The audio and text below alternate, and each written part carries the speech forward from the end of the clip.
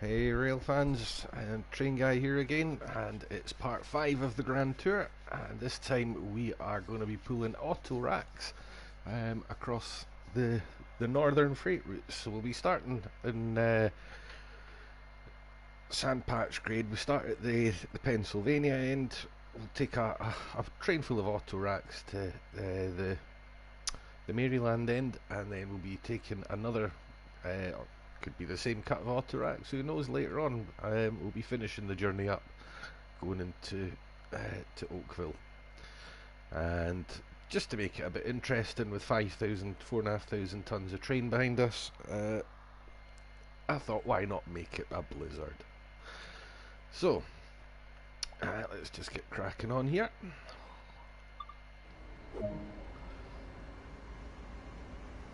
So, not too worried about time. You've got loads of time. Don't worry about getting medals and things like that too much. You've got plenty of time to do a proper setup. So we'll put the number lights on here. We are the short hood lead. And we'll turn the warning devices off just now, because sometimes if you turn those on before you do your brake releases and stuff, it sends it all a bit buggery.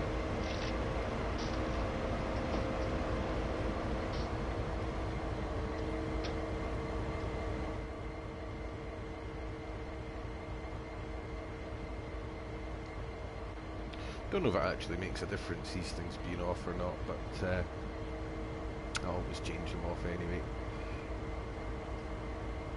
So the number light should always be on, and this is controlled from another unit coupled at either end. That's all we need to do in here. Why, we'll just double check the MTU is in trails position. Lovely.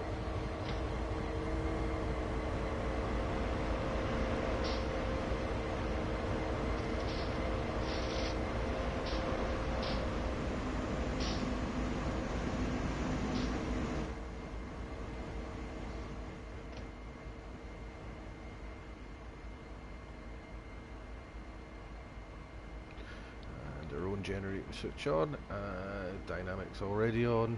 Who's the gauge lights? We'll have some of them, I think.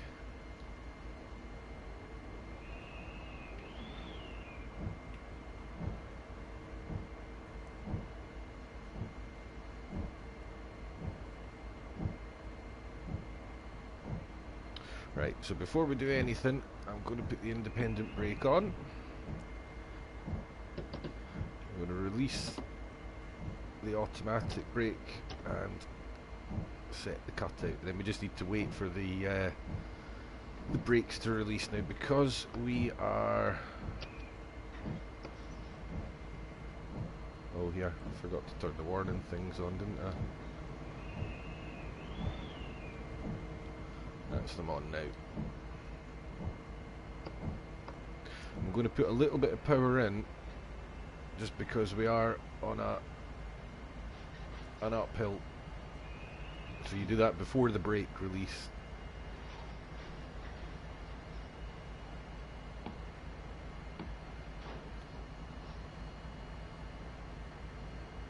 It's not too steep a hill though.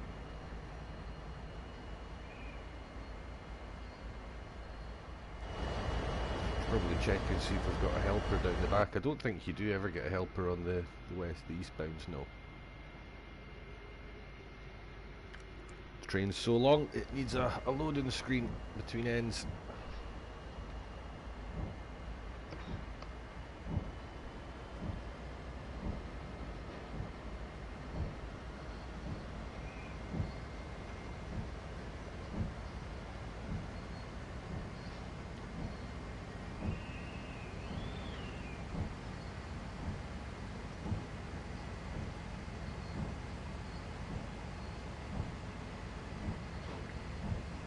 So not too much power. You actually have less problems with wheel slip than you think sometimes with these big American locomotives, just because they're so damn heavy. It takes quite a lot for them to break traction, although when they do, getting it back under control again can be an eye-opener.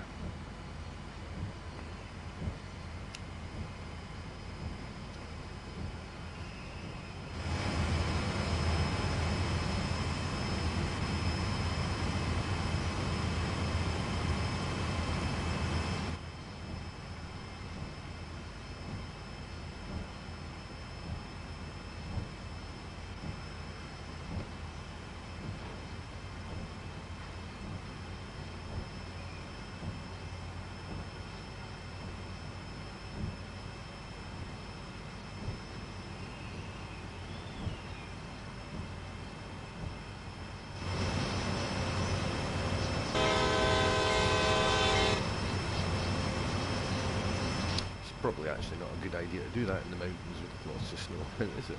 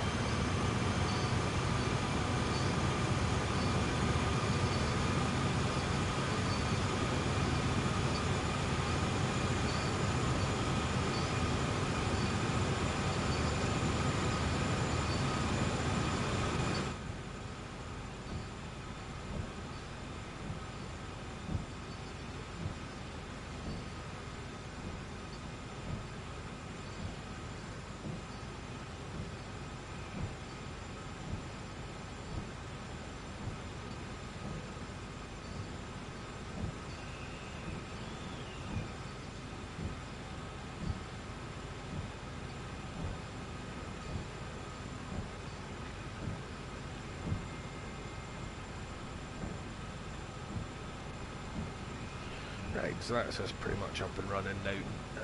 The acceleration will be very gradual. Probably won't hit.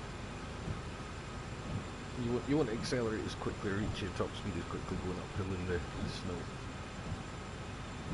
Pretty sure doing this in the dry before I've had the train up to closer to line speed than this.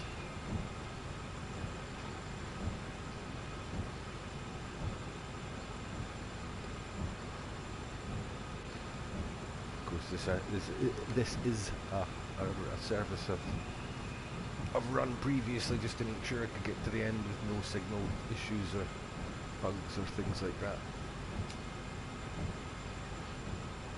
Didn't do it in a blizzard though.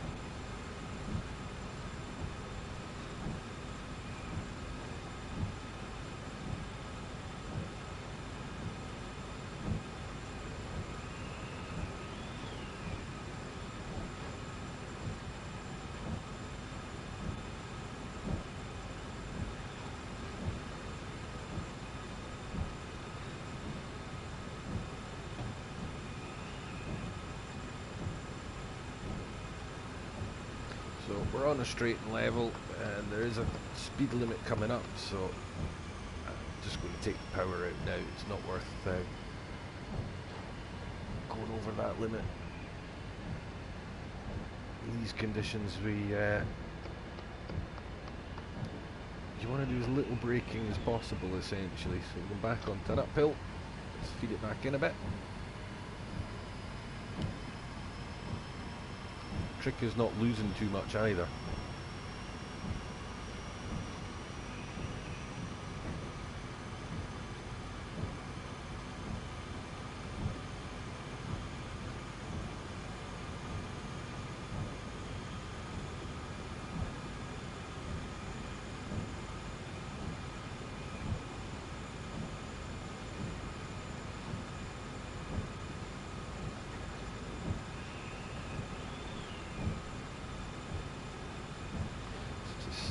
See how far it is to the next signal, and then we'll get a wee run by, get an idea how long this thing is.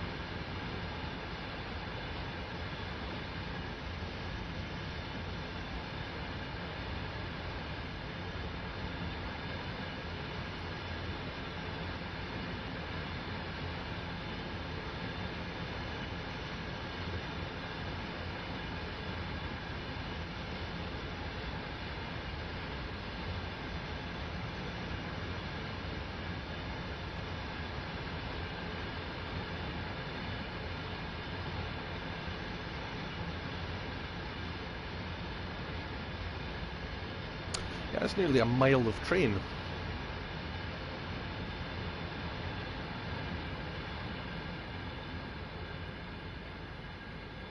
That's a long train. It's that long we need a loading screen to get back to the front.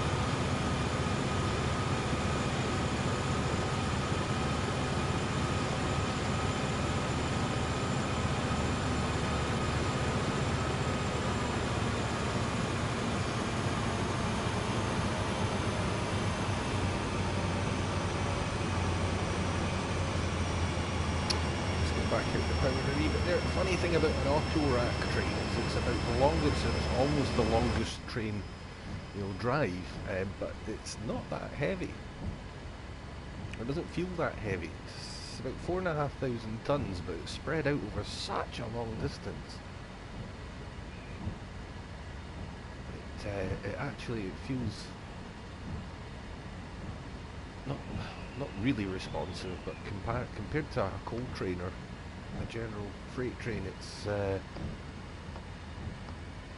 got a little bit more in its pocket, that's for sure.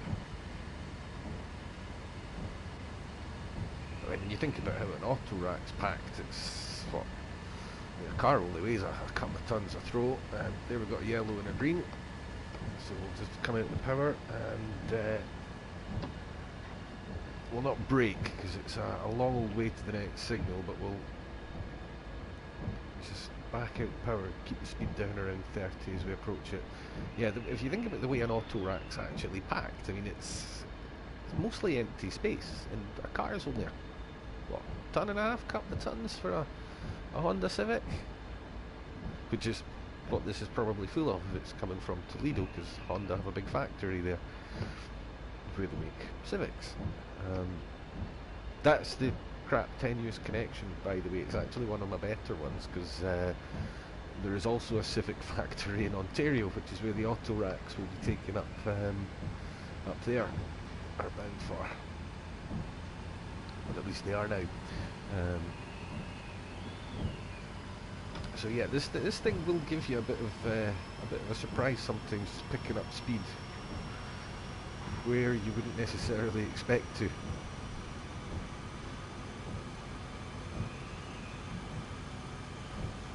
Or at a rate you wouldn't necessarily expect to sometimes.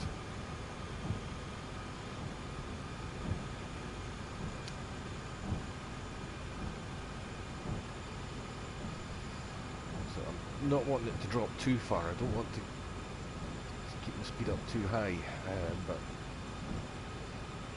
at the same token, if you lose too much, it can be difficult to gain it back.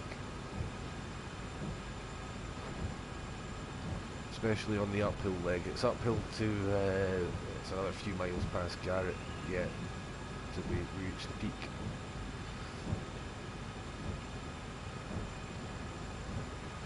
And I'm hoping the downhill won't be too bad in Autoracks in these conditions. I've had a few frights with coal trains coming down here in bad weather. I do quite like doing this in bad weather. It doesn't always end well.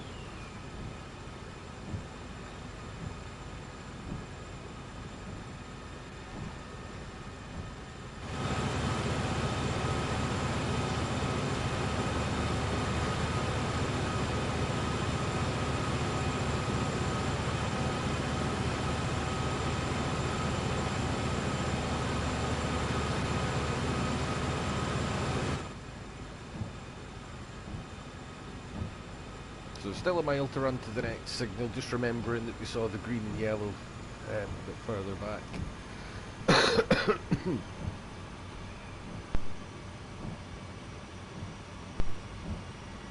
So that's just warning me to expect a caution up ahead.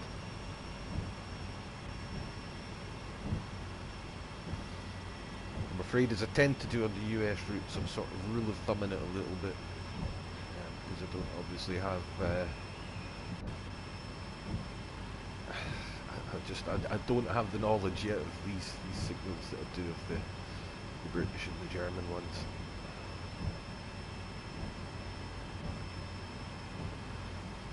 But you'll get by with rules of thumb once you get used to these trains. The biggest secret to driving the heavy freight trains is just being about 2 minutes ahead of what you want the train to do in your thinking process.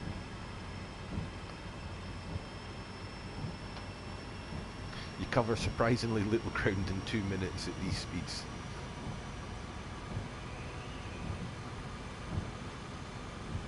So you've generally got a fair bit of time to react.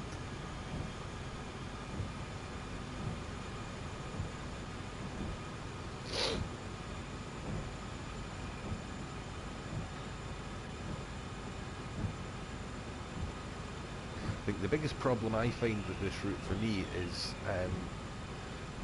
such a variation in the performance of the different locomotives depending on what trains they're pulling and the conditions you're doing it in, that you know, it's difficult unless you drive the same train or the same locomotive to start to really get a feel for it. And I've always done that to myself on this route. I go from one to the other to the other to the other. And I'm great fun doing it, but all sorts of, you know, speed limit violations and occasionally something worse occur.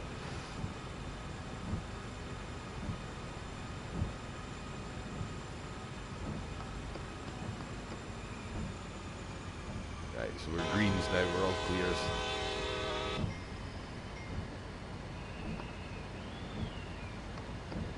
Very brief downhill, but this isn't the start of the main descent yet. The train will barely pick up any speed because most of it's still coming up the hill.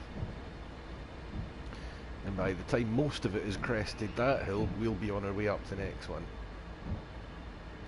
So that's the kind of thing that you have to think about with these big long trains, is that different parts of the train are on very different bits of track at the same time. So all the different bits of it are accelerating and decelerating at different times, and that's why you quite often notice your speed needle rocks up and down a little bit, because the whole thing's pushing and pulling at itself all the way down. So we're back on the level section again. We do start climbing very shortly.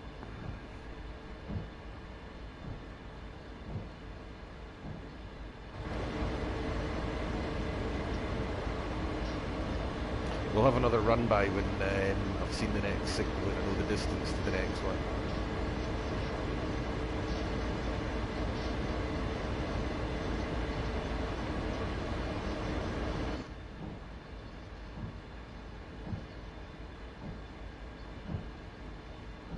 We'll even give it some thrash.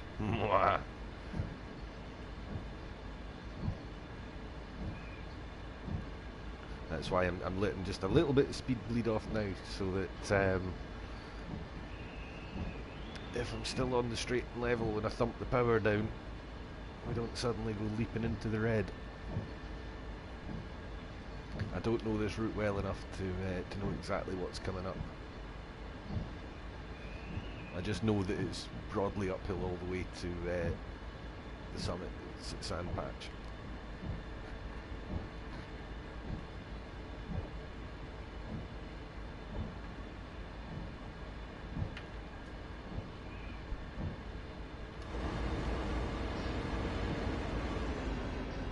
What line are we on? We're on the middle one, so let's just go and have a swatch at the signal. Green. We're good. Oh, we might get some clankage as well here. Lovely, lovely. Right.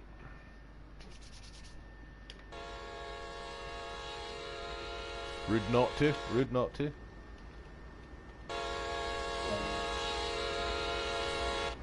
Right, 2 miles to the next signal and we're already going up the gradient.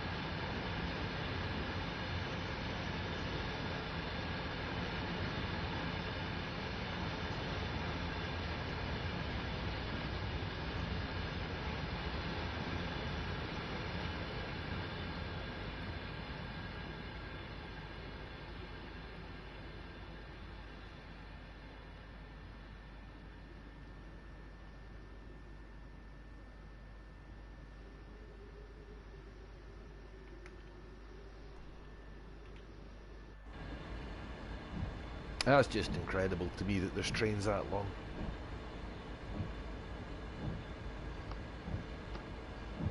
I mean, it's not. I totally I grasp the principles of the engineering and things that go into it, but it just still blows my mind to think that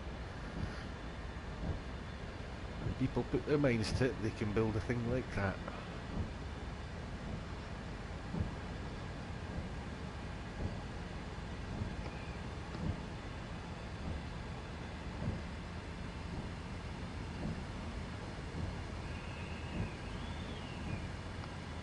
Right, so it's seriously uphill now. We'll plug the power in properly.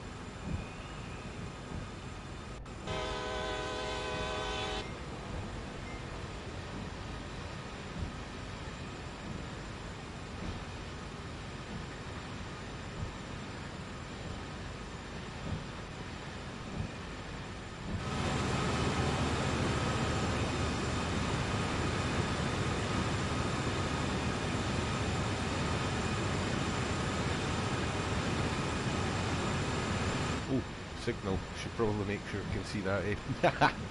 Oops. Could be bad if I don't, because there's nothing in this cab to tell me if I've gone past one I shouldn't have been ignoring. That's all good. Let's load and screen our way back down the tail end.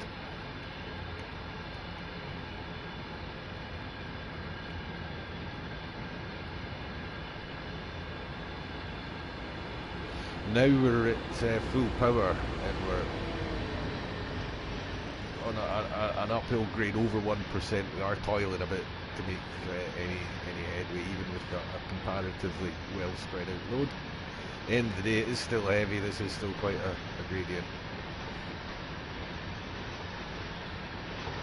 At some point, gravity becomes the winner.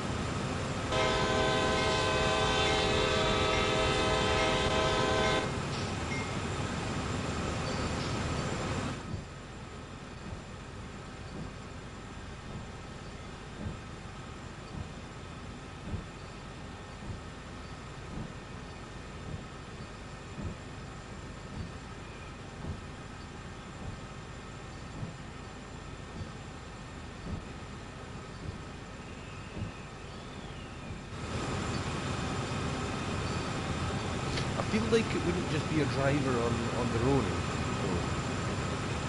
charge of something like this in these conditions. I have a feeling there might be like 2 or 6 other people climbing about on this thing somewhere. There should at the very least be a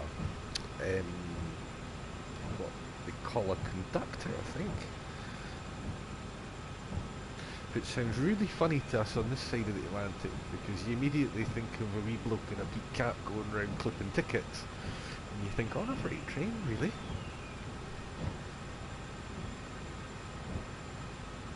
But what his job actually is to basically sit there and be the en route computer for the driver, or the engineer even. The conductor, I think, is kind of equivalent to the captain of a ship, or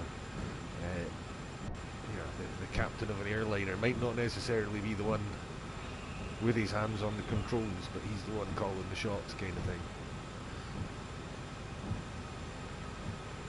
When it comes to routing and information like that, I believe it's also the conductor's job to conduct information to the engineer, essentially. That's why there's a radio and stuff over there, and the telephones where they can reach it as well. So yeah, fairly sure that's something that, or someone is missing from here. Oh, watch out folks, big boy coming through.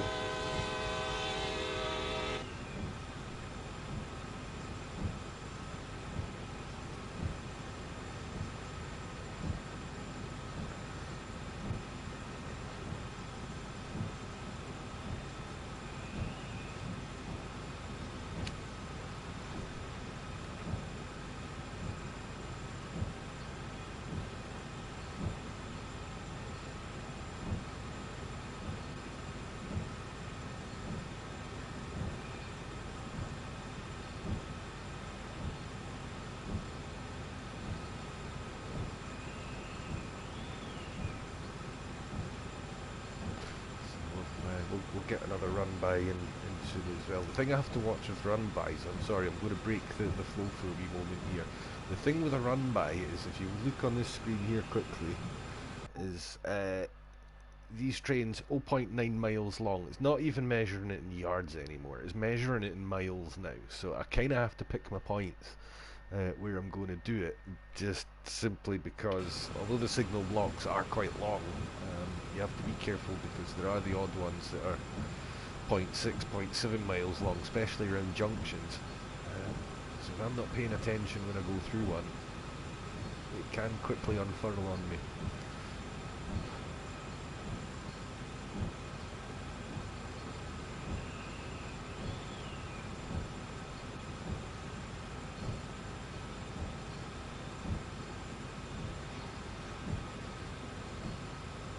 I do like how it's measuring the distance in miles, so it's like I'm not counting anymore. Stuff it. It's about a mile. There you go. Good enough.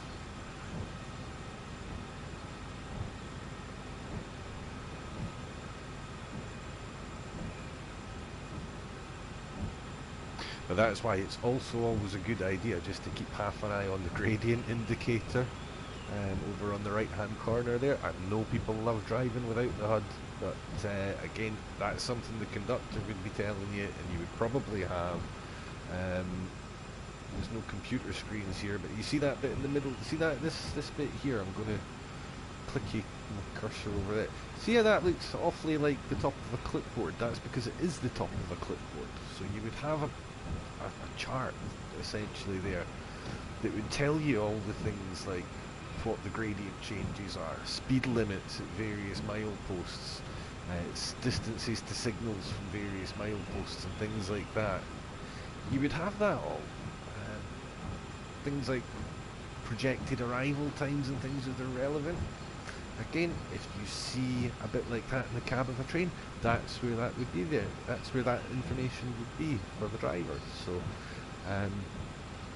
totally understand the immersion thing. People want rid of this, but I do genuinely feel that you're robbing yourself of some pretty important information if you turn that off.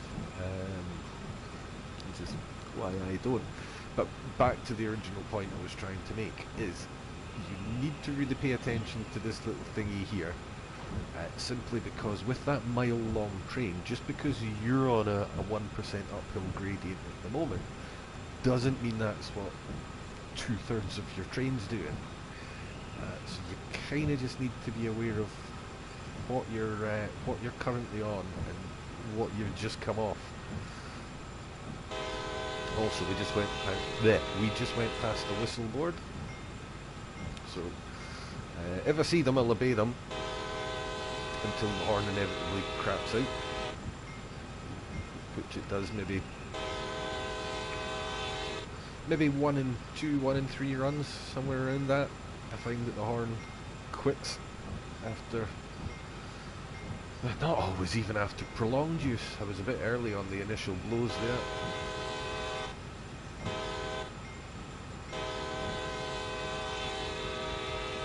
I looked up that infamous rule, what's name I now can no longer remember, about horns on US trains, and basically it's long, long, short, long on your way onto a crossing, and you must start blowing 20 seconds before you arrive on the crossing. That can be interesting to try and judge just correctly in a video game, because, you know, judging things like short distances is not always that easy on a game that's essentially just a 2D, a flat picture pretending to be 3D. So you sometimes find yourself kind of hovering over the button for that last long blow ages before, because the last one is supposed to be sounded, or you sound it as you're entering the crossing. That doesn't mean you actually between the gates, because I think the boundaries of the crossing are actually counted as being a few yards either side of it. So it's not necessarily as you cross the road itself, it's just before you do that, I think.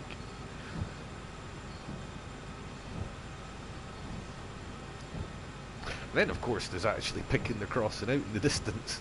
I mean, the whistle board should be placed so you've got time to do it even if you're travelling at line speed, which a freight train never will be along here.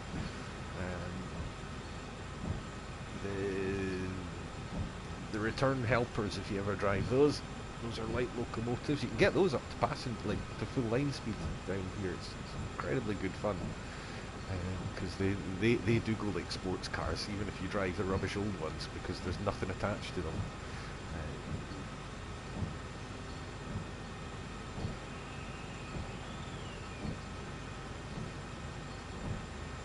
I've completely forgotten what I was talking about now.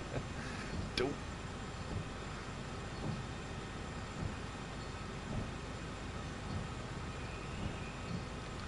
Right, mile to run to Sandpatch. We are kind of struggling a bit for grip now. Sand won't really make much difference either, to be honest with you. I've tried it, you get a sore finger for what I can't really tell to be much return. Sand's really just for getting underway. It makes a huge difference getting underway, but once you're moving, I'm not sure how effective it is. Although there is an option to turn on lead axle sanding, but these turn themselves off anyway after a while. If we pop that one on, can I pop either of them on? I think, can I have this? So the main sand one you have to hold down to activate, but the lead axle sand you can toggle, but I think it comes off by itself after a while.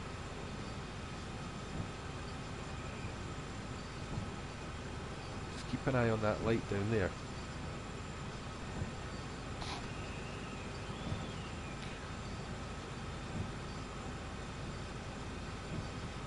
Also, I can't remember what the last signal I went through was.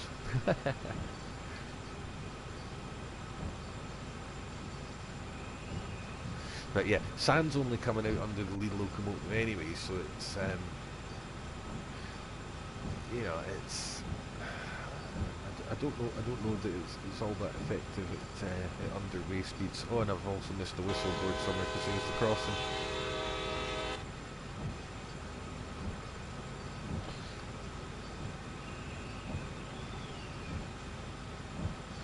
Trains that I once dismissed as being a bit too simple to drive, but it turns out there is actually quite a lot to pay attention to at any one time.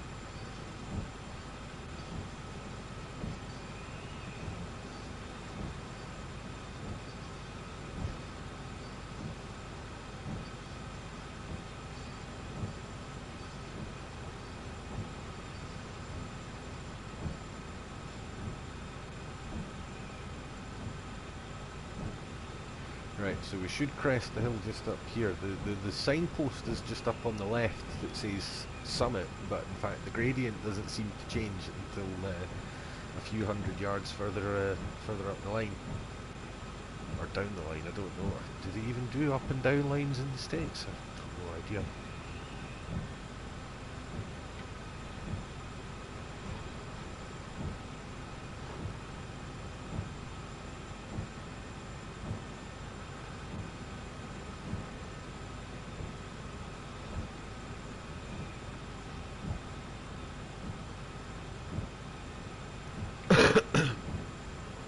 So that lead axle sand has actually stayed on. I'm sure it's gone out by itself before on the slightly bigger 4400's the bigger one. I can't actually ever remember the numbers of the two big comfort cab ones.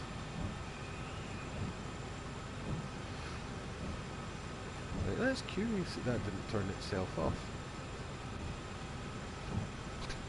Shouldn't need it beyond this bend though.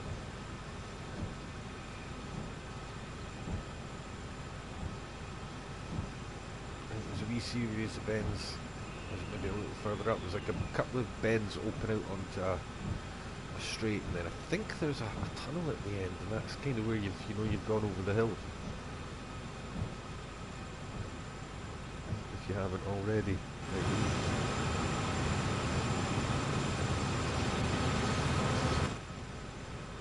So there's the alerter about to come on. Where is the visual?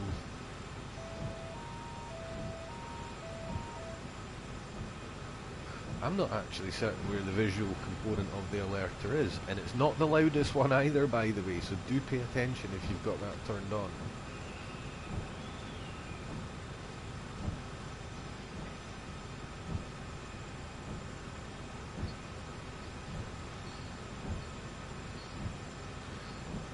So other stuff to play with, there's the bell and the horn controls if you're a click spot purist.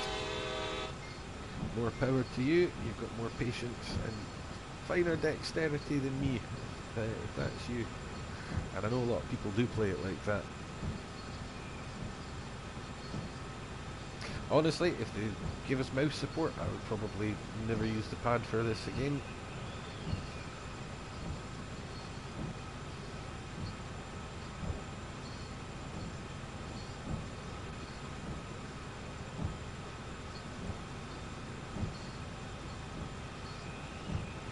That sounds like a mark against click spot purists. It was actually meant to be completely the opposite. I would love to be a click spot purist.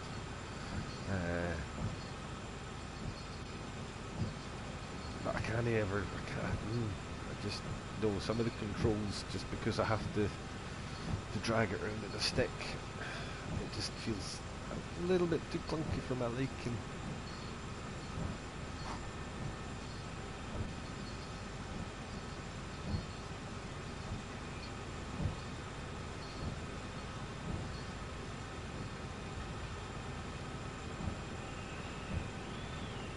Partly I'm left-handed as well, so I think that's why I don't get on so great with the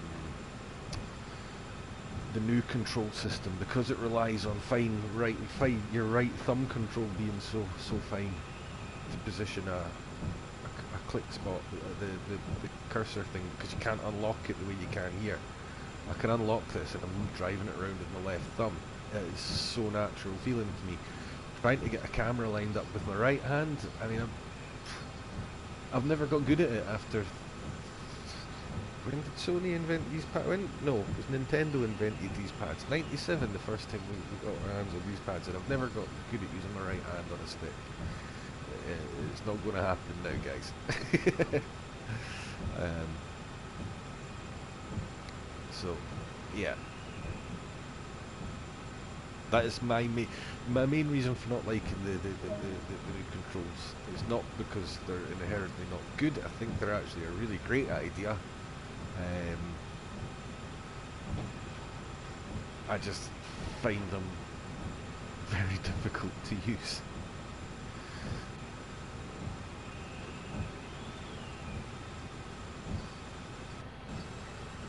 Way, something happened there.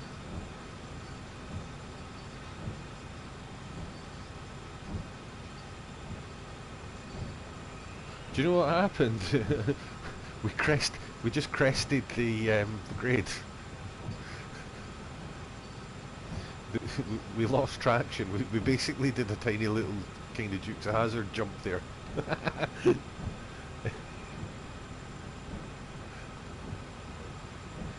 In a 100-odd ton locomotive. Tremendous.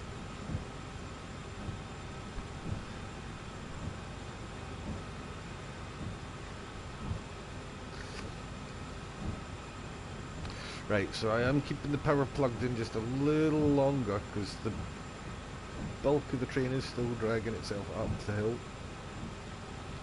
But I'm going to take that out very shortly.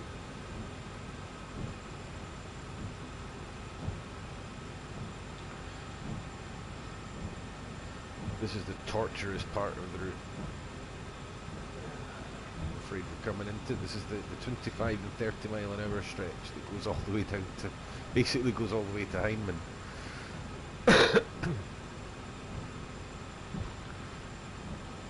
Hell of fun to drive though. On the downhill it's certainly very non-stop.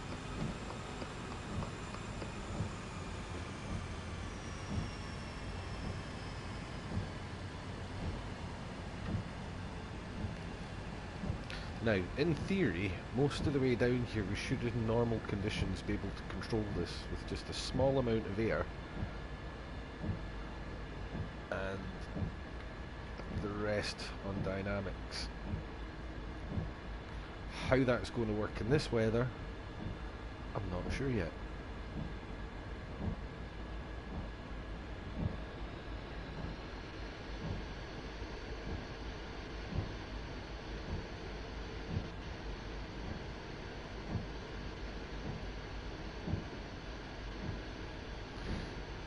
Decelerating slightly because the train is kind of lost a little bit as it was still dragging its ass over that hill, and as more and more of it comes onto the downhill gradient, our speed will actually start to pick up almost imperceptibly at first, and you have to be really watching that needle because as soon as it starts to pick up it will really start to pick up if you don't catch it, and if you don't catch it and you start building up a bit of momentum, you're in deep trouble.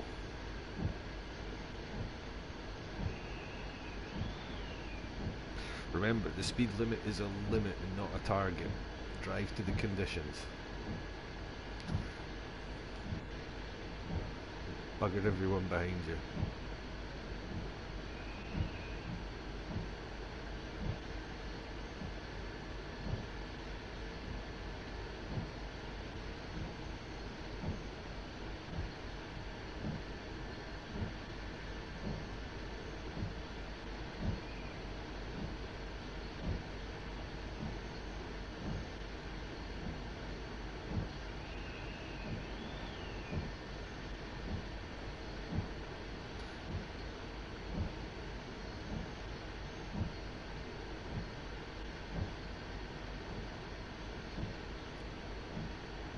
Signal coming up is clear, but I'm still basically paying attention to the speedometer needle more or less.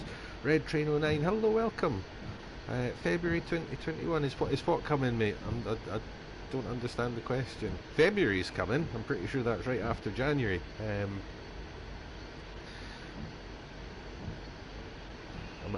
afraid I think I might be missing something though.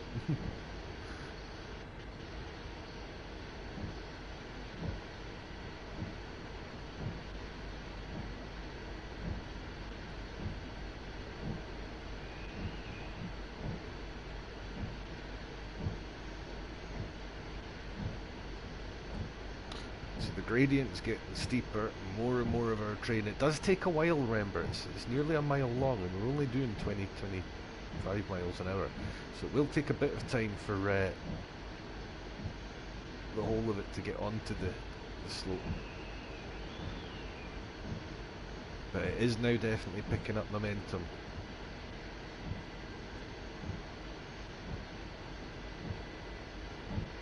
Hi Wolfman 470, welcome. Things could all be about to go spectacularly wrong for me here.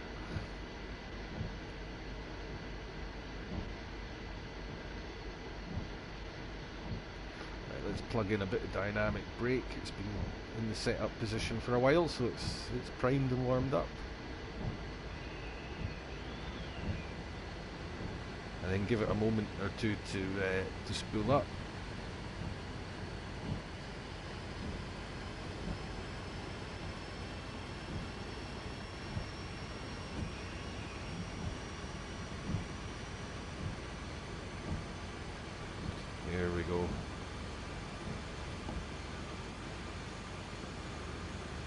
There we go, we've lost traction. Bit of sand.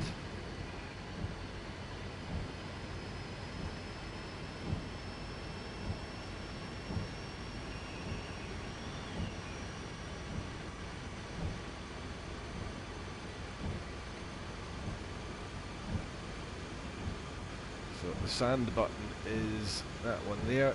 You do need to hold it down if you want to apply it, or if you have a keyboard, it's the X button, and that just holds the button down for you.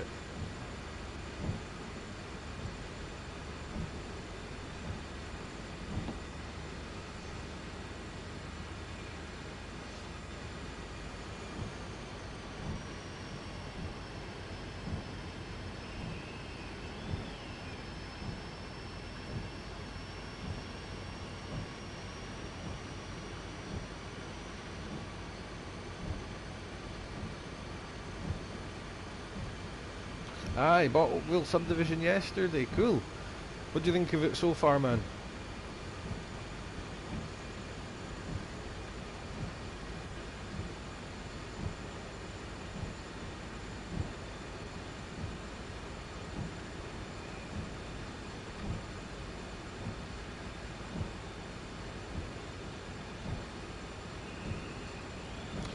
Need to give that just a little bit more air.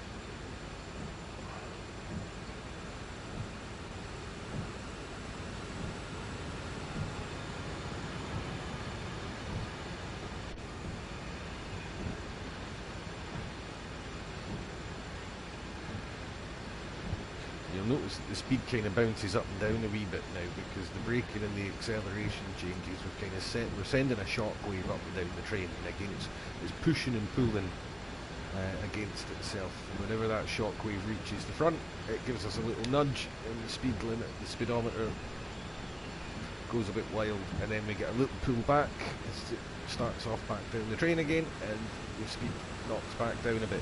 So it can be quite difficult to gauge if you're actually net accelerating or net braking, because it bounces up and down from time to time.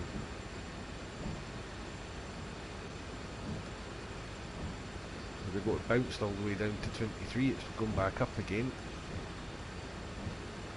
And then that shockwave will get all the way at the back, there you go, gets all the way at the back of the train, gives us a little yoink. And as it starts to make its way down, it gives everything a shove on the way. Right, in a sec, now we should get a little dunt up the back.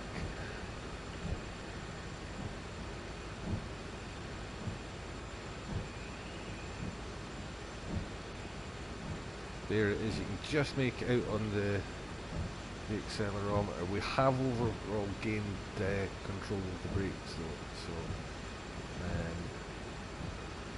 the only problem is you can't do a partial release with these brakes. You have to let them all the way out and then plug them back into minimum again pretty quickly.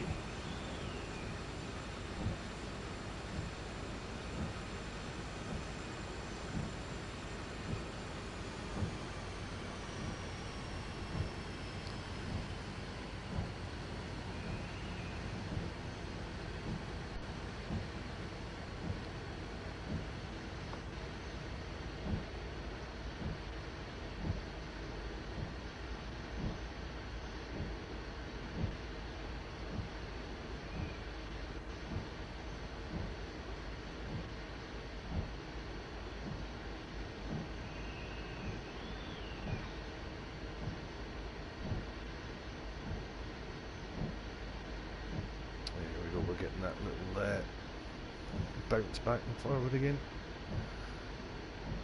Really enjoying it. Don't think it's worth 24.90. Yeah, I would maybe be inclined to agree with you there, to be honest with you. It's a good one, but unless you're a real die-hard freight fan, maybe no.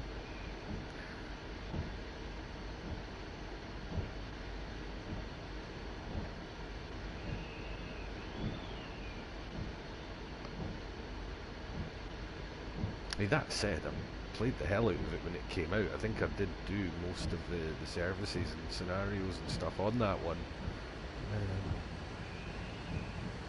Back in Train Sim World 1 when it first dropped. I haven't played it in a while though. I've barely touched it with TSW2, I have to be honest. Although some of the side, like the kind of the cutting activities, I think they call it, rather than shunting, but some of the sort of off the beaten track stuff that you do is quite cool. Although there's a lot sort of waiting around for tanks to fill up and things on a couple of them, I seem to remember, but there's loads of things to play with and click on and entertain yourself with.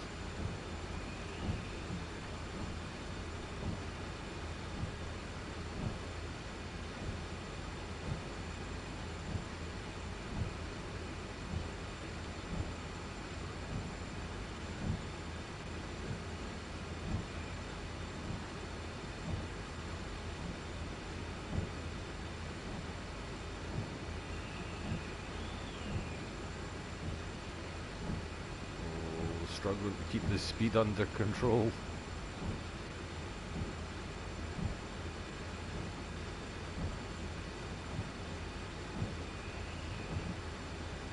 I don't think this is even the steepest part of the hill, is it?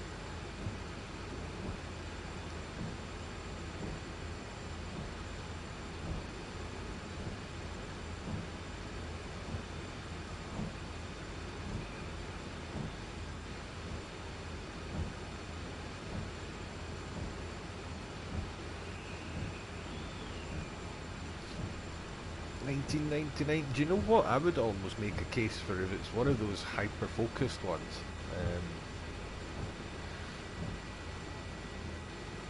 I suppose if it's coming with A train, if you pay what, £12 for A train. So yeah, I suppose.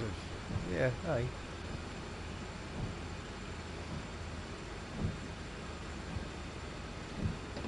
But then again, I always say this whenever we're talking about the value for money part of it anyway. I mean, that's all very much down to the individual, isn't it?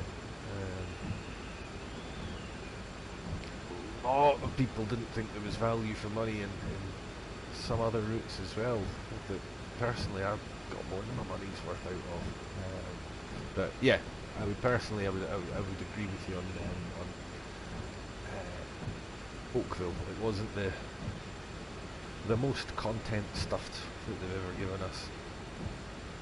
And I think it felt more empty because of all those passenger stations sitting doing nothing as well.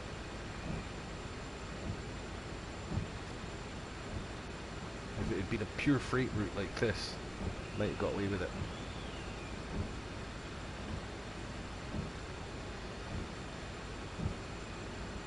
But by giving us a mixed route, then only giving us half the traffic.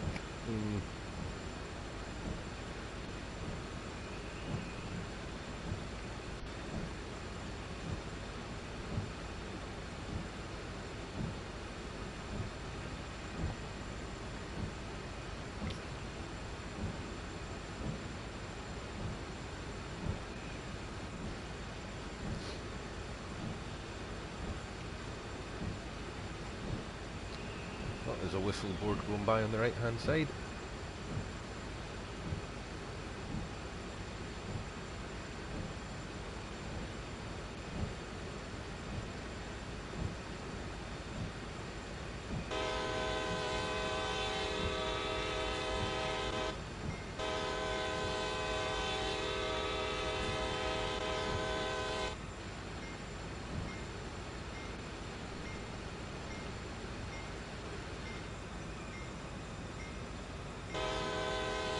A bit early on my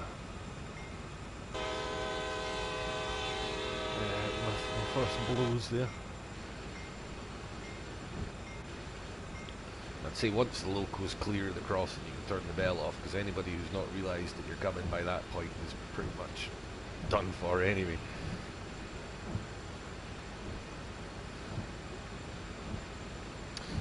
Only routes still to get are Rhine-Ruhr-Ost and Ruhr-Signord and Rapid Transit. Ah, well, those are coming up. In fact, Rapid Transit's the very next, after this stream. This stream goes as far as the end of Oakville, is the intention. And the next one will pick up on Rapid Transit, oddly enough. And we will be stopping by Ruhr-Signord and Rhine-Ruhr-Ost a bit further on after that.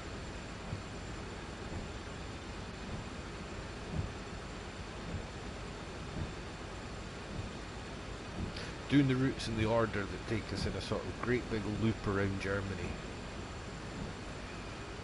Down the east side, cut across to the Ruhr Valley, and then up across the up to the border at Aachen. Oh, didn't want to put those brakes on quite that hard. Oh shit, that's what I didn't want.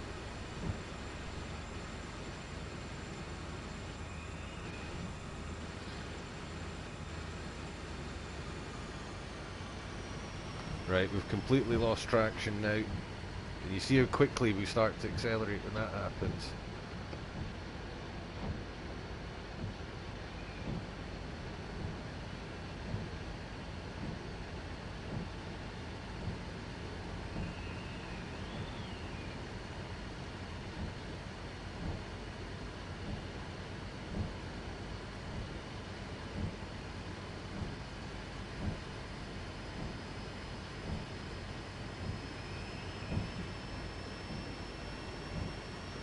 Applying everything in just tiny gradual little stages because I don't want to lock anything up again. Because you saw when it did lock up, we just turned this into a giant ice slide at that point.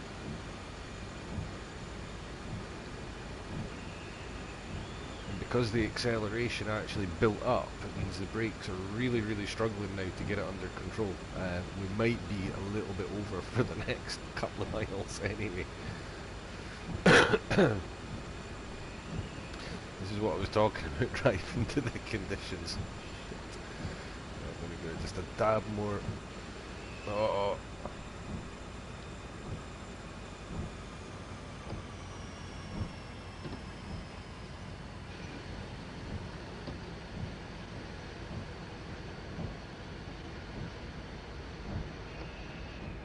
I didn't want to put that into idle. Bugger, now you have to wait for the brakes to come back on.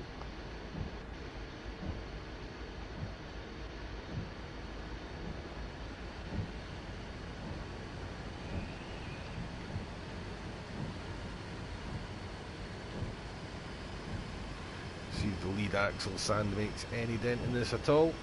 Right, so we can now confirm that we are absolutely, definitely a runaway train at this point. All because I lost concentration and let the speed go up. Not even the speed, it was the acceleration that did for us there, so...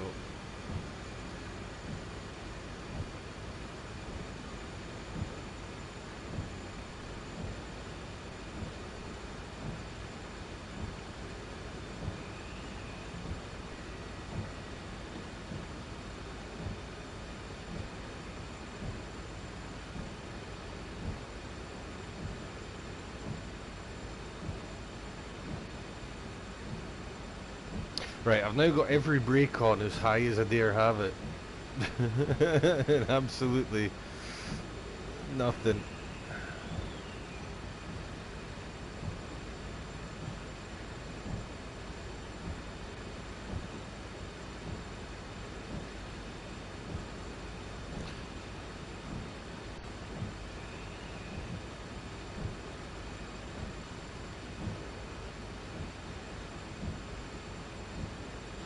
Coming on a slightly more gentle gradient where hopefully we can get it back under control again. There's a corner as well, so I mean we're about 10 miles an hour over the speed limit. I would be getting nervous about now, but this corner is going to generate tons of friction. And I'm hoping that plus a slightly gentler gradient plus everything on as much as I dare, and we'll get away with this.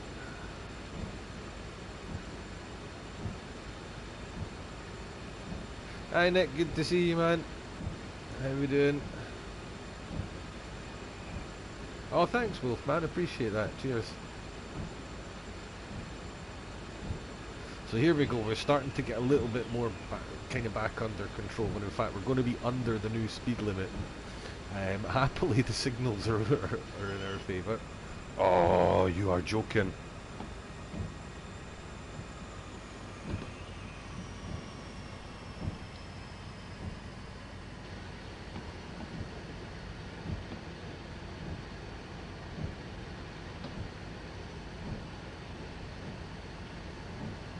This all happened because I let the brake out for just a second or two too long.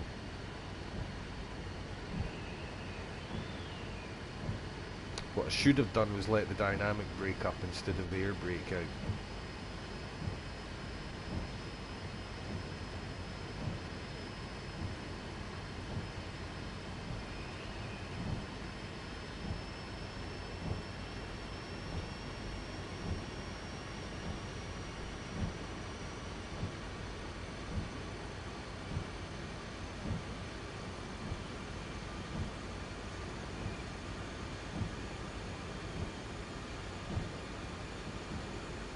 Right, remember there are always tolerances built into speed limits. That's not sanctioning breaking them, it's just don't worry too much if you're a little bit over one. You're going to get a trash score at the end of the route, more than likely. As points of your thing.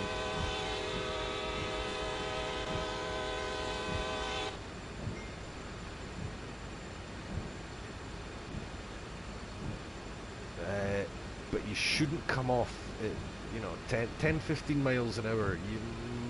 10 you should get away with. 15 should be alright, probably. I mean, trains do go around there quicker. The actual line speed is usually a bit higher.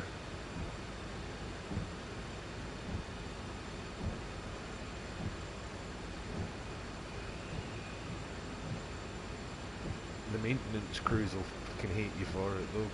'Cause the energy that we just put down through those tracks must be incredible. It's not necessarily the derailment risk that the speed limit's there for, it's to stop the tracks getting chewed up by heavy trains putting masses of energy through them.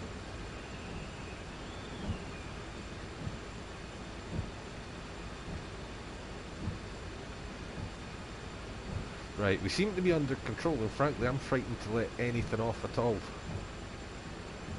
But I've got everything on far too high. So I'm going to, because you can't do a partial release on the brakes, I have to let them out.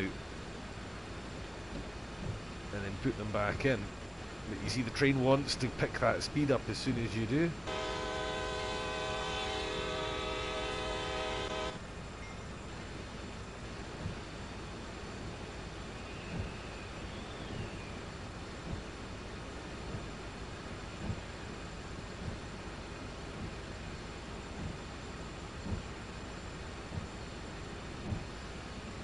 Right, for the moment we're back under control again. We can all relax. Streamed a Hauptstrecke aus München today. Ah, nice one. That's aye, that's coming up somewhere. Where have I got that? Aye, I've got that after, way down after Rapid Transit there. I'm looking forward to seeing that running properly with all the layers. Whether they get it done for this one or whether it ends up being a next gen thing. One day. Seen it on PC, it does look absolutely cracking. Doing a run in the tractor on Tees Valley. I do love Tees Valley.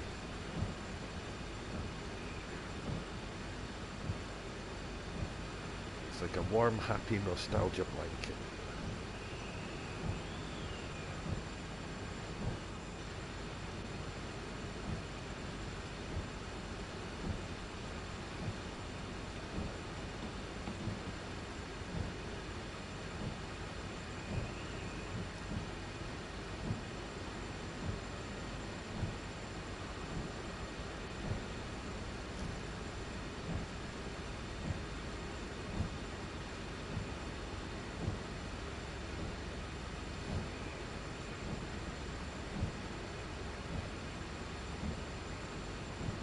Kind of hyper concentrating on the speedometer now, and I've just realised I'm not entirely sure what the last signal I saw was.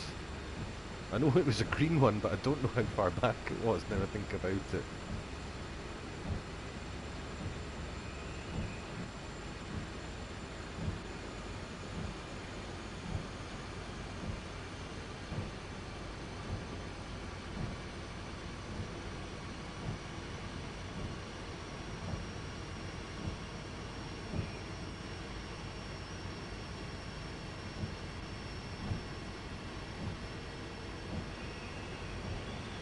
Ah, we're good. Green.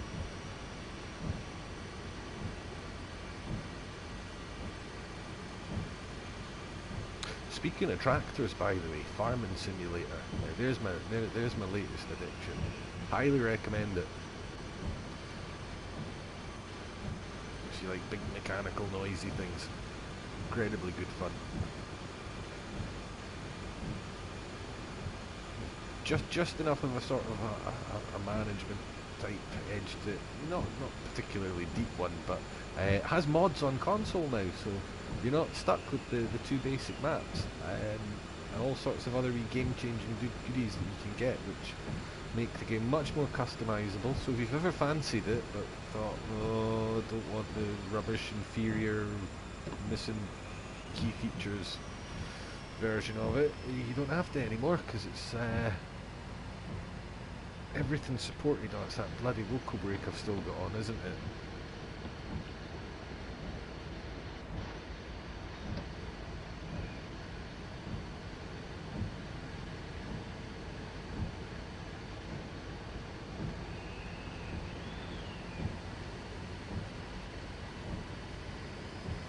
Still on the Xbox One? Yeah, I'm still on the base PS4, mate.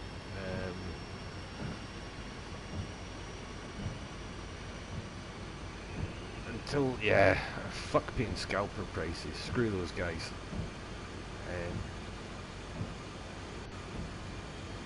So yeah, I'm coming to sit wait till there's A, till there's stocks, and B, I can get to them. Am I out getting it delivered? No way, Jose.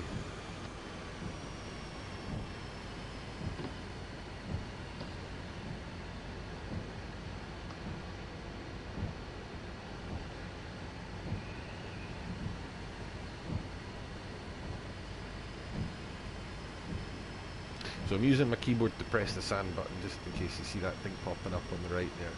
But you can use the click spot. Thing with the click spots in this game is all your other controls continue to function as normal. Your brakes and stuff like that, you can swap between the brakes with the square button. Your circle acknowledge button will still work. So you can be holding down X to hold something down on a click spot using all your other controls around that.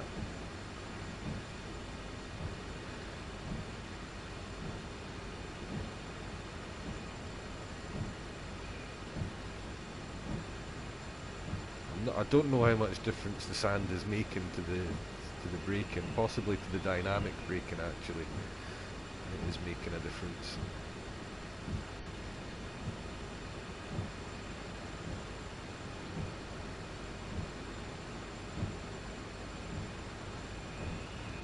Oh, I'm going to have a sore finger by the end of this.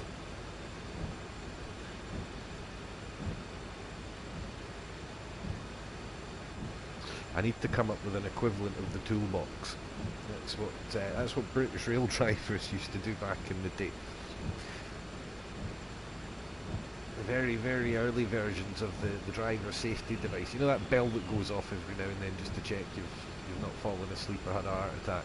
Very early versions of that. It wasn't a bell that went off to make sure you were awake. It was a foot pedal you had to keep pressed down to tell it that you were still conscious and pushing down this pedal. Thing is, that was really bloody tiring on your legs, so a lot of drivers just used to put toolboxes or things on them. Unfortunately, there were accidents as a result of that, which is why the modern system was developed. But aye.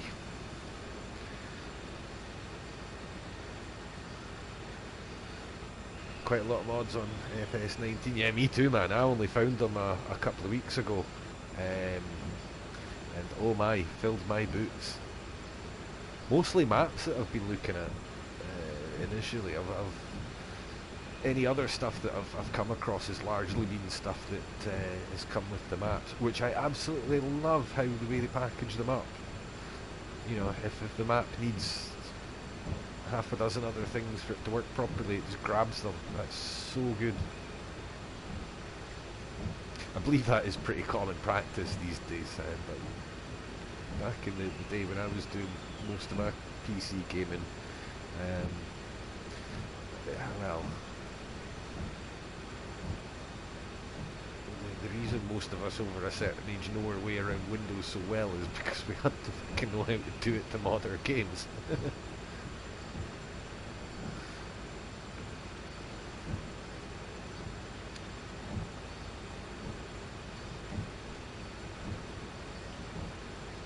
Right, so I'm well below the limit at the moment, but I'm just on a 1.5 down gradient. I'm just really reluctant to let anything out.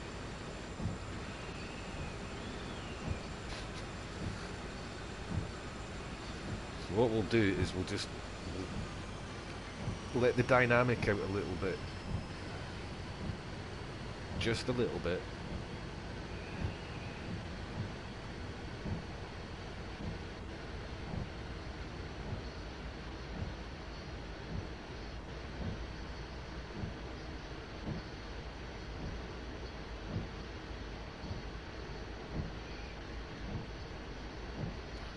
I'm not going to actually release it or apply it again until I'm certain that I know which way we're, whether the overall trend is acceleration or braking. Again, we're going to do that rocking back and forward thing a little bit because we've changed the speed one way or the other.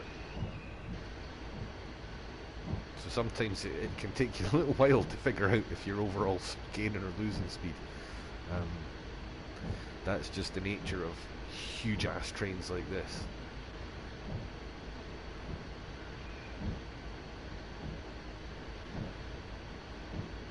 And it is frankly part of what makes them so much fun to drive.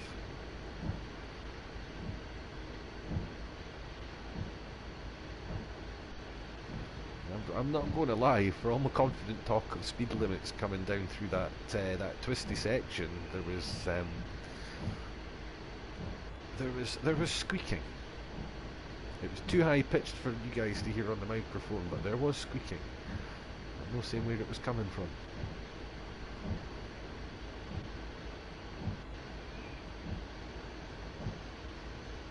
It wasn't in my shoes, put it that way.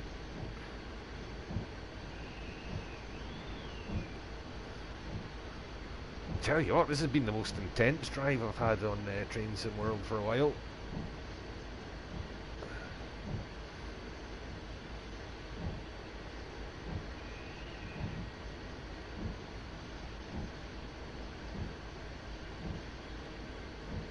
Yeah, that's kind of what happened to me as well in the end, Wolfman. I made the same mistake as Crytek. I invested heavily in the single core future, and then the dual core took off in a big way, and I was just, nah, fuck that, I'm done with it. I was looking at starting from scratch again. And it just wasn't feasible. And then it sort of coincided with a point where I was really heavily into Flight Simulator back in the day. And used to do it online. Multiplayer doesn't do it justice. I mean, there was a virtual air traffic network where, you know, a lot of the people using it were people who either were in or had been in the actual aviation industry. There were proper pilots and air traffic controllers and stuff involved in this. And the idea was it was basically a virtual recreation of as much of the world's air traffic network as they could manage, and it was quite an impressive feat. But I was quite heavily invested in that in terms of add-on planes and airport sceneries and all sorts of doodads and gadgets that plugged into the simulator and made it absolutely awesome, incredible. I mean, aye. And then the shift in technology meant all these things became redundant, and the new versions of them were shipping, and the focus was moving away from Microsoft Flight Simulator because they abandoned the thing after FS10. And I wasn't just looking at a complete PC rebuild, but I was realistically looking at an entirely new flight sim library as well, and I just was like, I've got 2 young kids, man, and all sorts of other responsibilities, so that was a decade or something ago now, so yep, I ended up drifting out of it. Don't really, I mean, my son's a PC gamer now, and yeah, the thing is, there's not that many genres left that are not now being represented on the console. You know what I mean? Stellaris, that's one of my favourite games at the moment. Yes, you make a few concessions with the controls on console, we accept that, but it's more and more stuff's coming our way, because the market just keeps getting bigger and bigger and bigger, and I think the more that companies like Dovetail and Giants and, you know, Paradox keep bringing more and more traditionally PC flavoured stuff to the market, and it does well, then that can only make other developers go, ugh. For example, off the top of my head, the Euro Truck Sim guys might go, we want a slice of that, and we get Euro Truck Sim. And I think with the next generation of consoles, that's going to happen more and more and more, because it's the memory that's the killer for a lot of these things now. I mean, Euro Truck Sim, okay, it doesn't have Call of Duty standard graphics, but it's a fucking huge game with a lot going on under the hood. And I think that's a big choke point at the moment. I think most of these companies know the market's there, and if the manufacturers give them the hardware, I think they will serve it. So I'm quite excited actually about the next generation. In that regard, I think we're going to see quite a lot of interesting stuff coming to the consoles. How much would you say you invested on Flight Sim? I wouldn't even like to try. I've deliberately never attempted to work it out because it was so much money. But it would be difficult to say for certain as well, because I didn't specifically all necessarily build the computer for that. And not everything I bought for the computer was specifically with Flight Sim in mind either. Fuck, we've just lost traction again. What's still applied?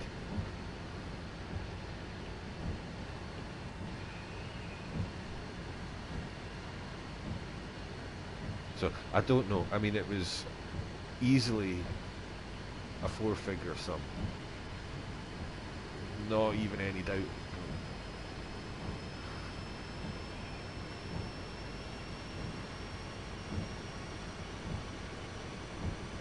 But I don't really think I want to know. I mean, it was built up over the course of, I got into that in what, 98, 99, something like that. And it was, I was still doing it up to about 2000 and,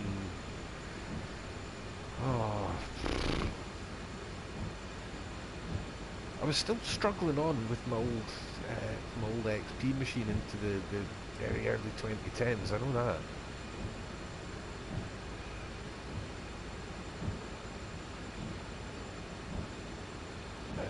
And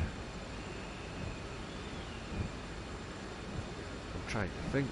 I think I think the last time I taxied in and shut down was, I dug the machine out. I hadn't touched it for about a year, didn't even know if any of my stuff would still connect.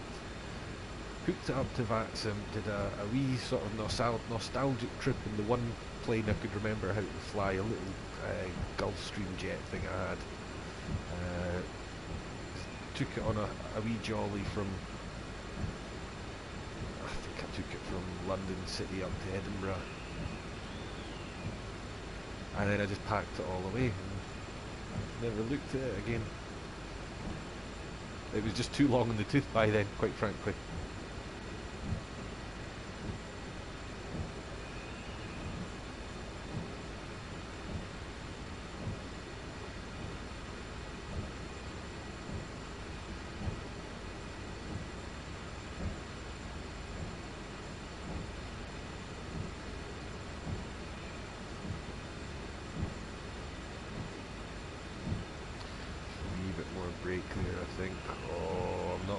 This. If I put any more dynamic on, I'm going to have another lock-up. Selection of games on console are lacking. Well, I mean, compared to what you can find on Steam, I guess, yeah, there's not as much stuff. That's the thing is, the console market is the biggest. Consoles are a bigger slice of the market than PCs are, so you know. It's only ever going to be a one-way flow of traffic in terms of that getting less and less of a gap, I suspect. And that's been the trend for the last 15-20 years, is the consoles have gone from being really hyper-focused on arcade-like games to doing their best to keep up with what the PCs are doing. Not always very well, but they try.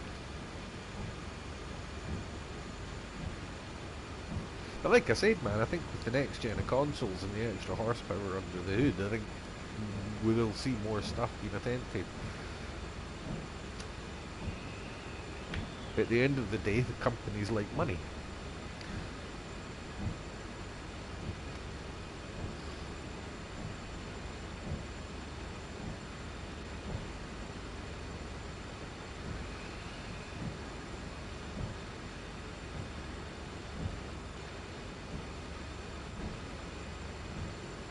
Don't know why I'm bothering to try and do a partial release when I know I can't.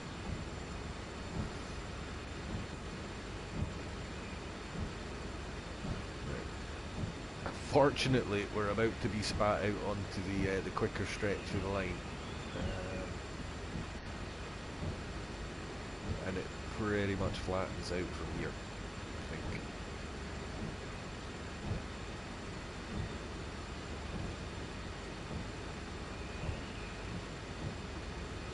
That was intense.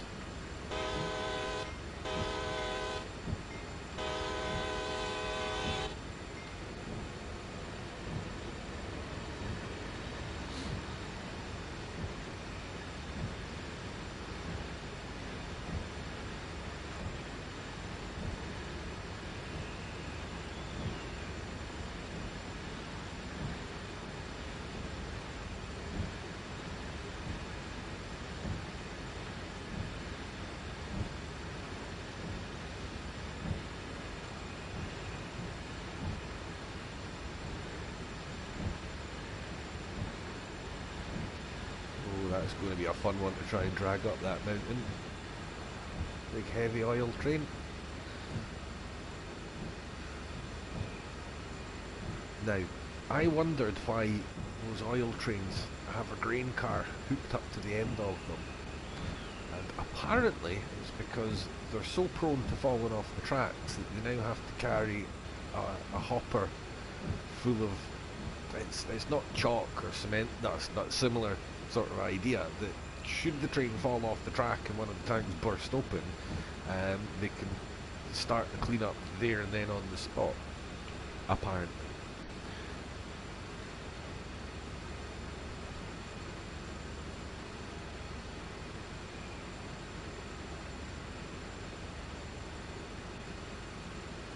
I'm not sure if they always need to do it or whether they only need to do it on certain sort of accident black spot routes.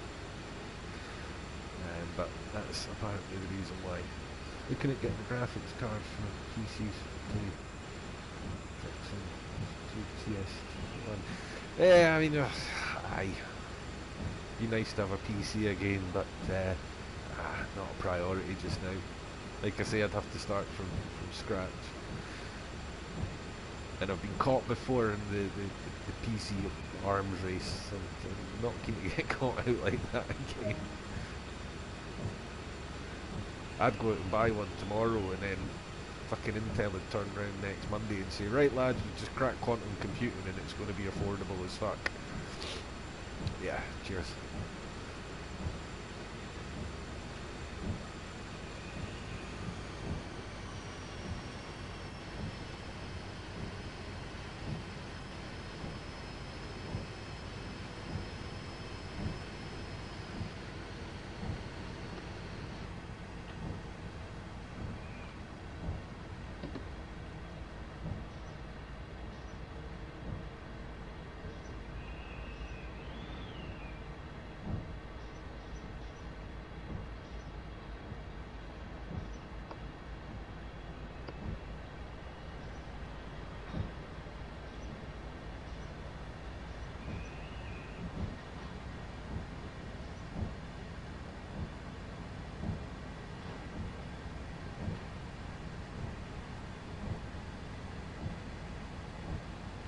I'm not going to give it full boot here because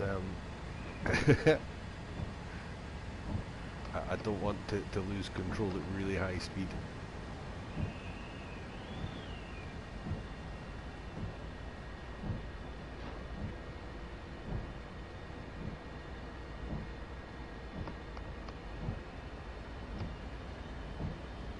I think it's a fairly gentle slope for the rest of the way.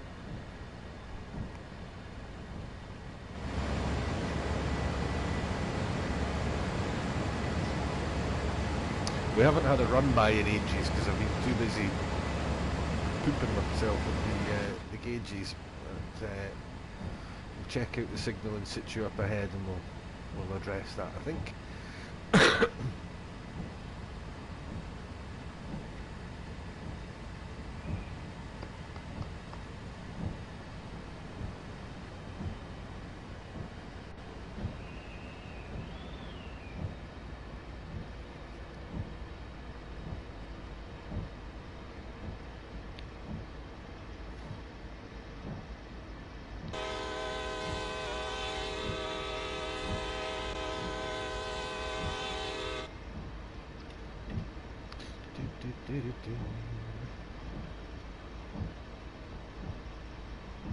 Not exactly how the rules say you should do it, but it'll pass.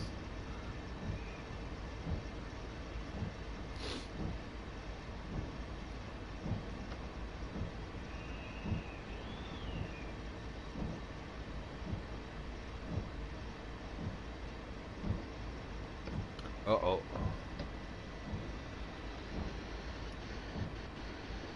I would have sworn I saw some yellow in there.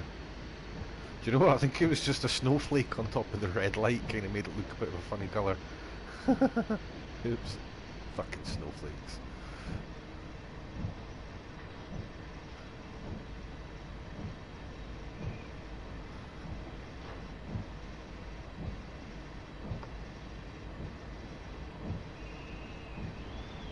Right, it's only...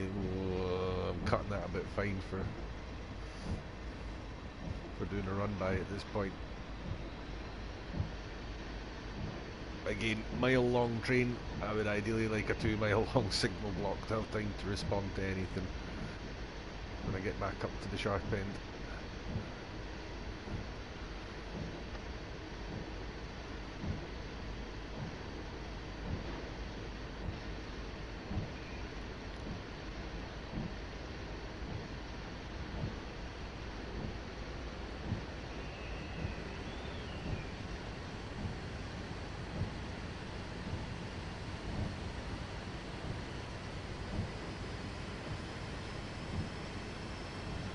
Going to give it a minimum amount of air to see if we can slow this down. Gonna go make tea. Alright, Wolfman, nice one. Enjoy your dinner, mate. Thanks for joining. Good to see you, my dude. And catch you again soon, hopefully. Still got a few of these to rattle through before the high-speed southeast arrives, so I'll be around. You take care, man.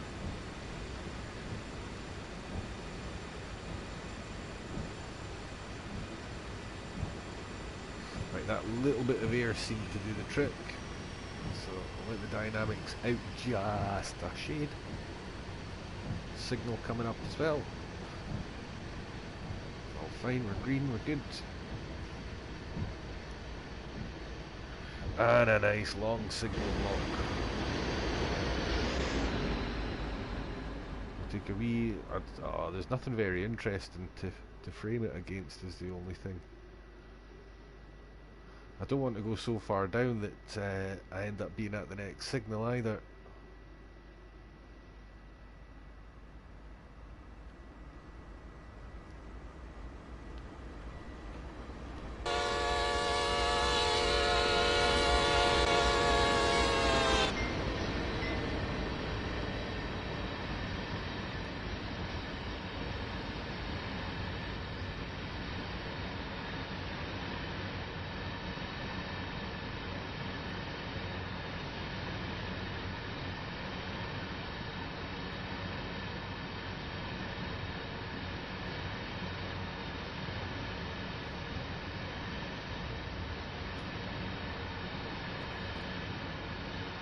Yeah, already too far away to hear it.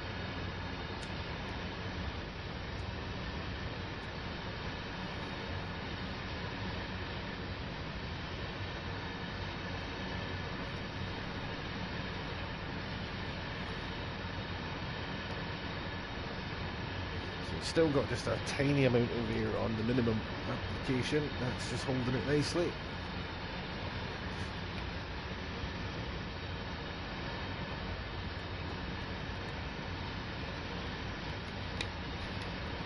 When you've got your dynamic brake set to just to the setup position, it will generate, once it sort of kicks in, it will generate a tiny amount. You can see there it's like 100 amps. There's a tiny amount of negative force being applied once it goes into setup mode. So that's just something to be aware of if you're sort of preemptively setting it up and you happen to be still, you know, on the straight and level, but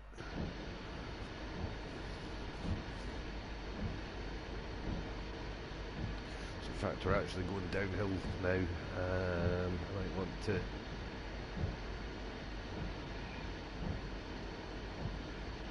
just monitor that needle. As soon as you, this is where you're better using the needle on the actual gauge on the desk rather than the one in the digital HUD. I find you actually get a better sense of what it's doing from that gauge.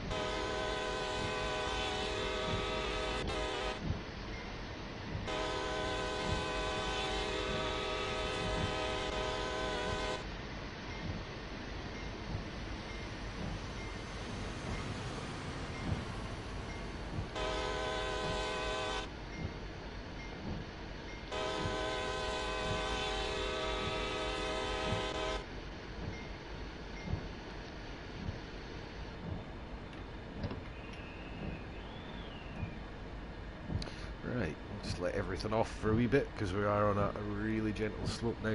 If we were doing this in normal sort of clear conditions, you can come down there at more or less line speed and just balance it on the brake quite easily with mostly with minimum air and do the rest in the dynamics. You might occasionally need to just pop the air brake out to about halfway, but with traction now being a thing, it's an entirely different proposition.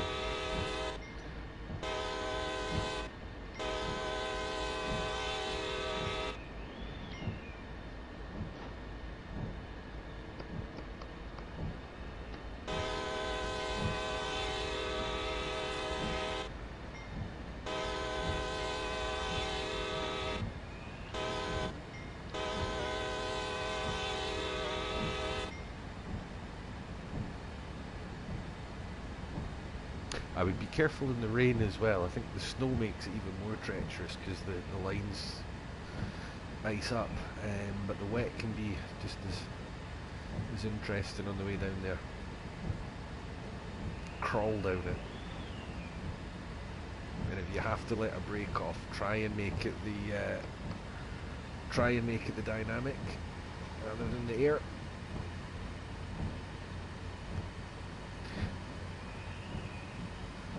Do have to let the air off. The lesson to learn from my mistake there was let the speed drop way down before you do it. Don't worry about keeping a timetable in this kind of weather, to be honest with you. If you're wanting gold medal times, don't do it in the snow.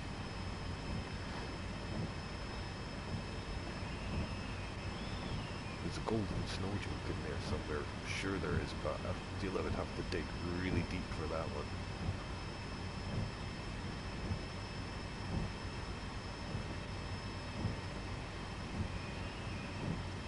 Deeper than I can dive when I'm trying not to lose control of this thing again, that's for sure.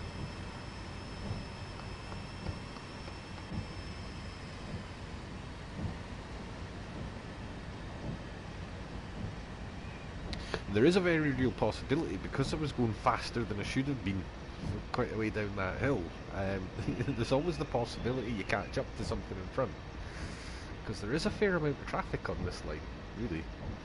We've passed, what, 4 or 5 trains on the way down?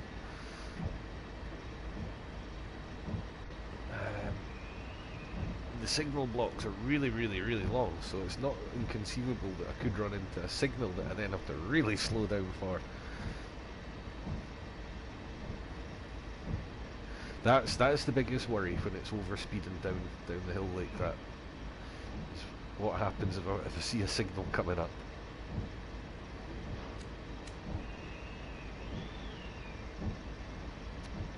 The answer, by the way, is bail out.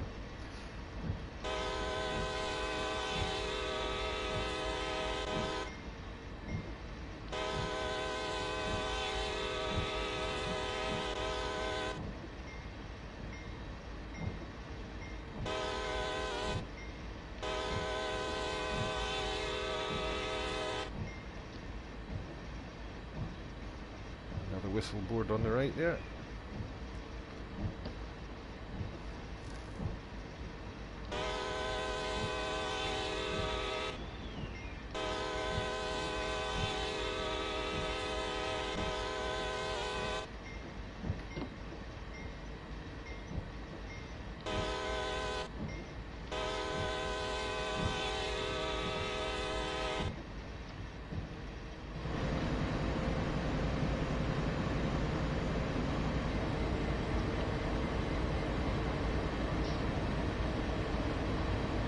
Right, we're on to slightly more forgiving terrain now, so we can spend a little bit more time sightseeing. Well, I mean, it's like complete whiteout conditions, but there's some nice trees beside the line.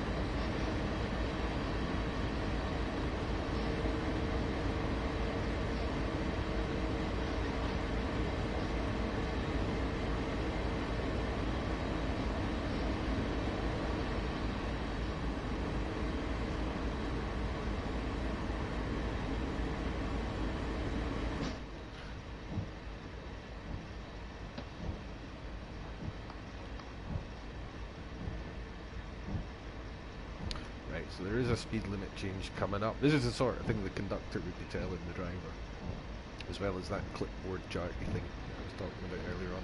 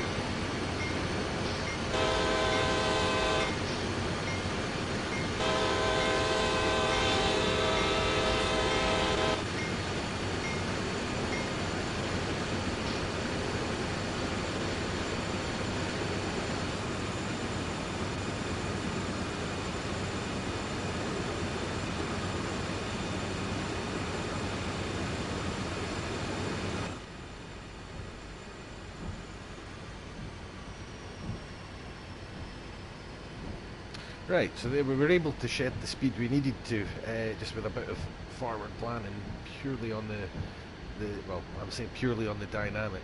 Minimum air brake just to hold the speed on the downhill, and with the dynamic doing most of the lift in there. Although it did take over half a mile just to lose that little bit of speed, so you have to, this is, again, you have to be just a little bit sort of not leaving it to the last second to apply these things, or not letting it get to the point where you're already needing to lose that speed because you're at the speed limit.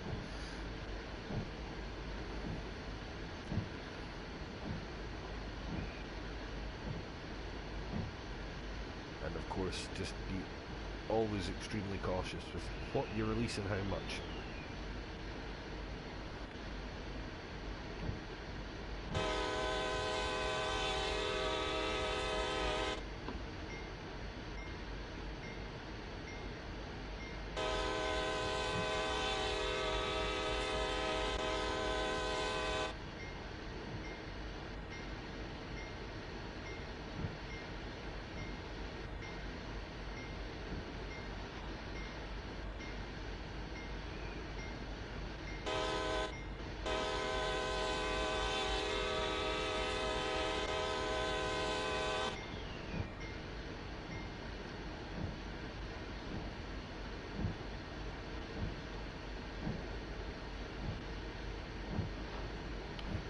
Don't be fooled by the 60 mile per hour posted limit either, because we're not going to be doing 60 miles per hour, I don't think.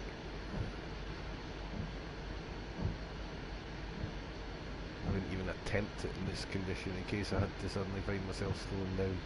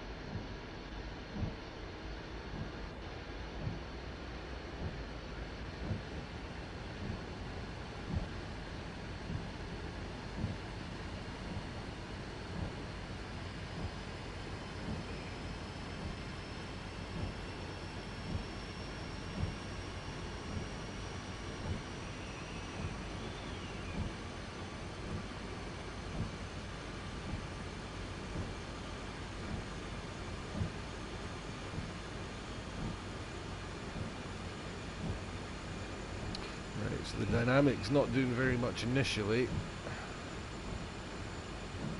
I think it's going to need a bit of assistance from the air.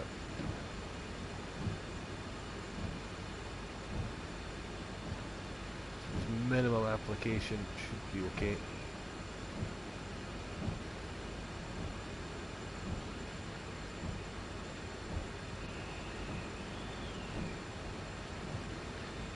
The slope we're going down is not that severe. We can get away with probably putting the dynamic up a little higher than we could on that really steep hill. It's not a fast working brake, but it's the most energy efficient brake. It mainly exists to keep maintenance and operating costs down. It's not something that really makes a difference in train sim world to the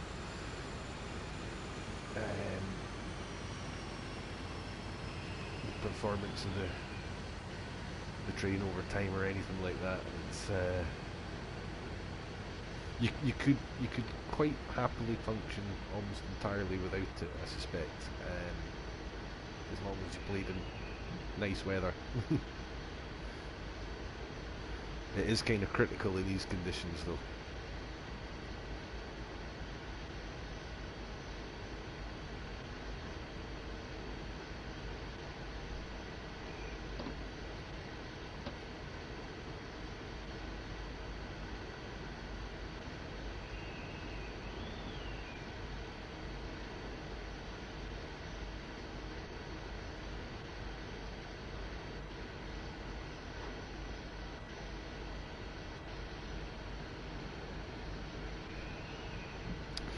Actually paying attention to that's fine. I just realised, I think the last signal I went past, I must have been paying too much attention to my gauges. If you're in doubt, just radio ahead. Although just be mindful that proceed restricted speed means everything. It might mean when you've got an all clear, it might mean you're going into the last caution before a red yin, so aye, you still need to kind of be a bit mindful of what's going on around you. But we're only going to be doing like 20 something miles an hour going through there anyway, so we're now on the level piece of the route, more or less. So we really needed to stop it in a hurry now, and this is the best place to try and do something like that.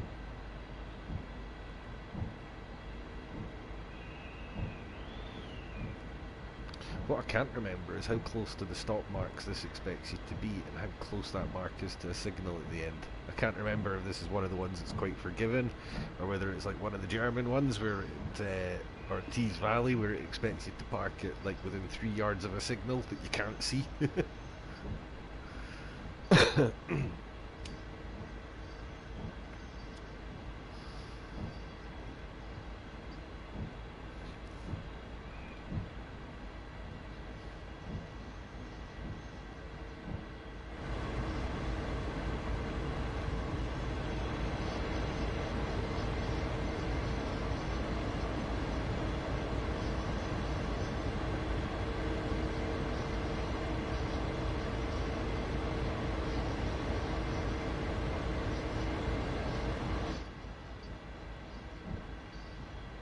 So once you put the handle into setup, you just need to wait for a few moments for the amperage to register. The white needle will move just slightly.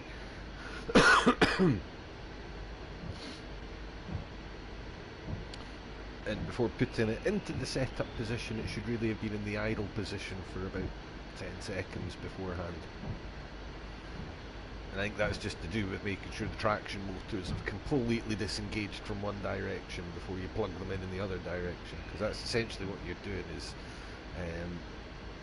you're changing the flow of power through the traction motors so that the electrical, sort of the magnetic force that usually makes them turn around in the direction you want the train to go becomes an invisible and frictionless brake.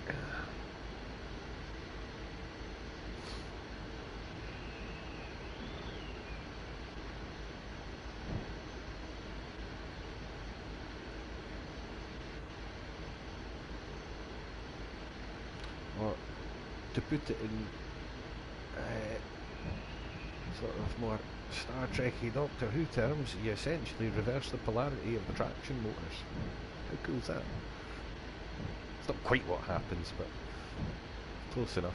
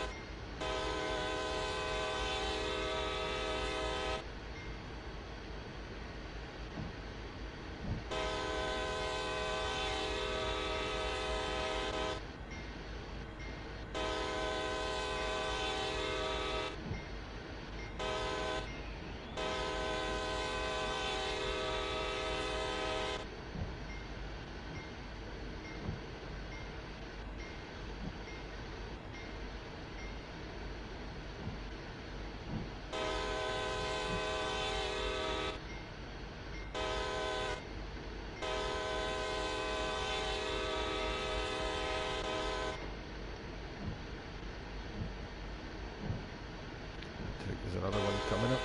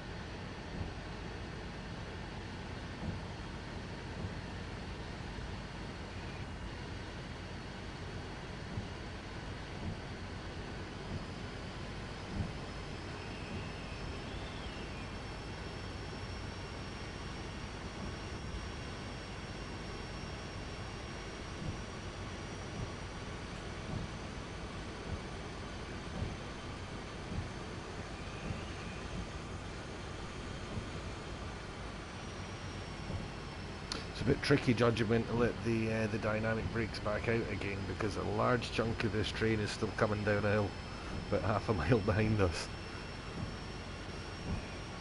So even though we're going up a hill, as soon as I take it off, we're likely to get a shove up the back. I've maybe left it long enough. Although it can occasionally be a little bit delayed coming back down the train. That's that old shockwave pal of ours. I think we might be okay.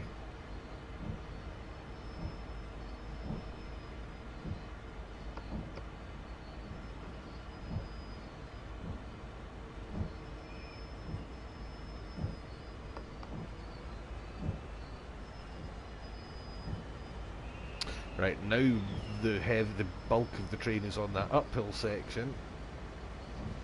So even though we're going downhill, it's trying to slow down now.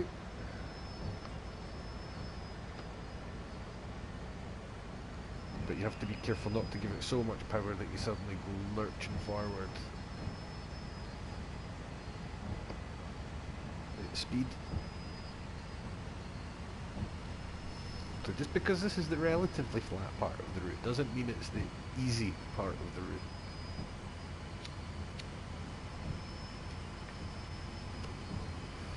The easiest part of the route is going uphill in the dry weather, because you just put the power on full Malky and leave it.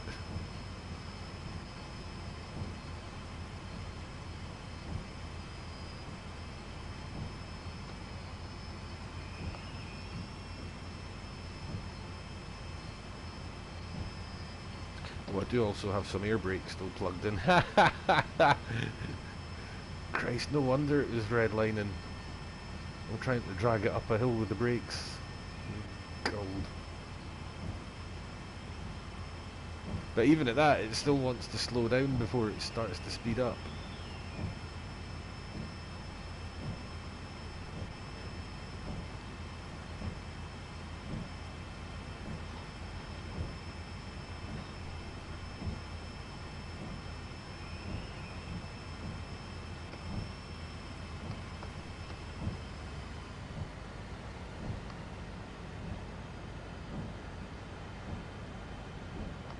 So I don't want to take it bang up to 15, just in case again we suddenly get a lurch from the train as the bulk of the weight is suddenly going downhill. Remember, it's nearly a mile long and we're not going very fast, so it will take time for the whole thing to clear any obstacles or terrain that we pass.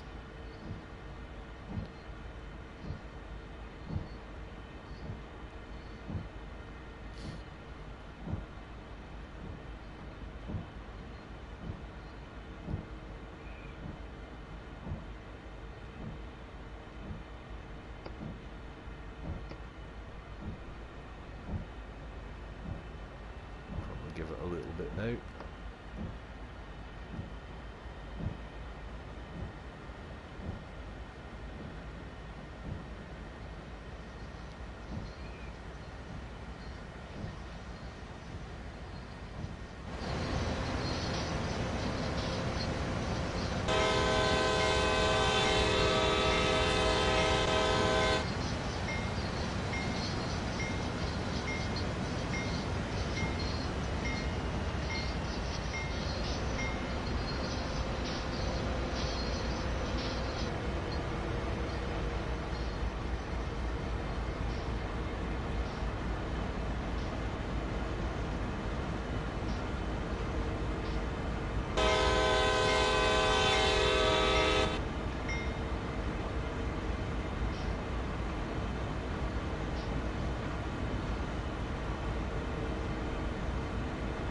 Oh, press the wrong camera button.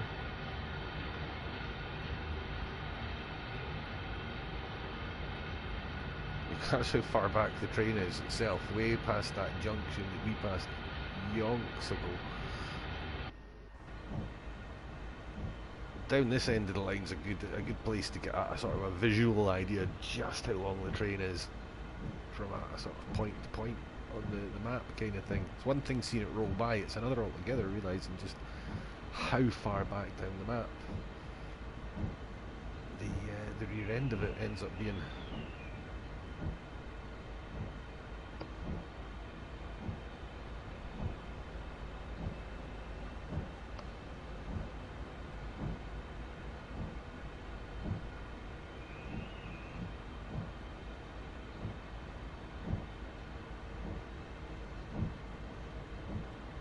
We're at a point now where if the speed limit does go up, I mean we are in a slightly faster stretch of track now I think, but we're stuck on 15 because the junction, the set points that 15 relates to is still being crossed. I'm sure this line is actually like 25 or 30 or something like that. But by the time we get to a point where we could accelerate to that, it's going to be kind of pointless to do so.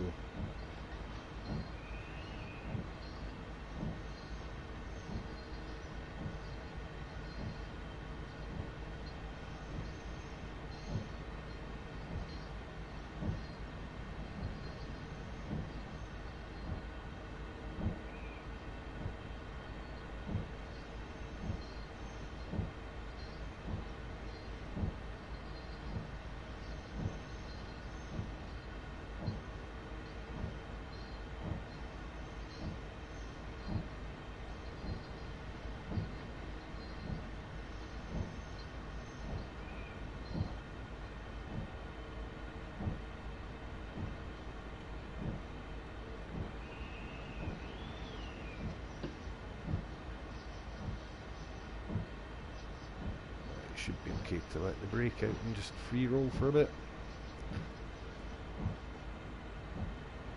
Hey Depth, good to see you man, welcome. Yeah, I thought we'd give the newest toy a run out on this leg. I could have maybe done something with a bit more grunt though, as it turned out.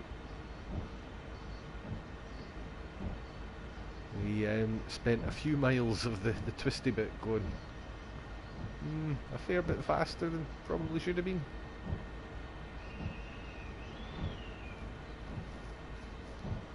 Whereas I feel the 4400 might have just had the bite I needed to not have that problem.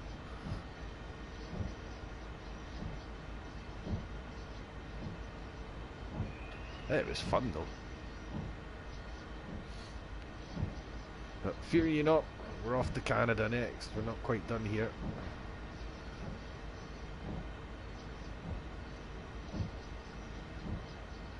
We're going to finish up with the Autoracks. We'll pull in here and do another run of Autoracks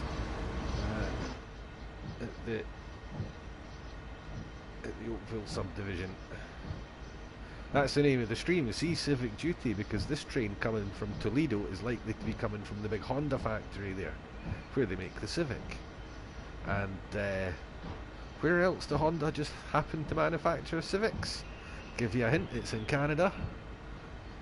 It's in Ontario. That's where I think the Autorack trains on that route are actually going. So we'll be parking this one up. I can't actually see a signal ahead of me. That made it worse. Right, so it's a yellow atop two reds, so we can creep through that. If I really needed to, I could probably just about stop from here. Let's just double check, that is a yellow over two reds. So that is basically just telling us, get ready to stop.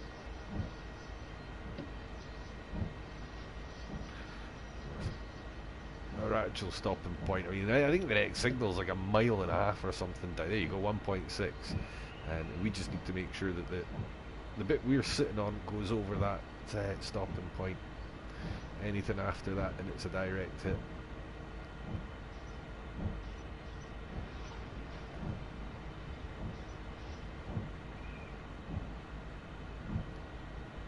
I'd forgotten how long these routes take as well, so I am absolutely bursting. I will be taking a quick comfort break once we've parked this bad boy up.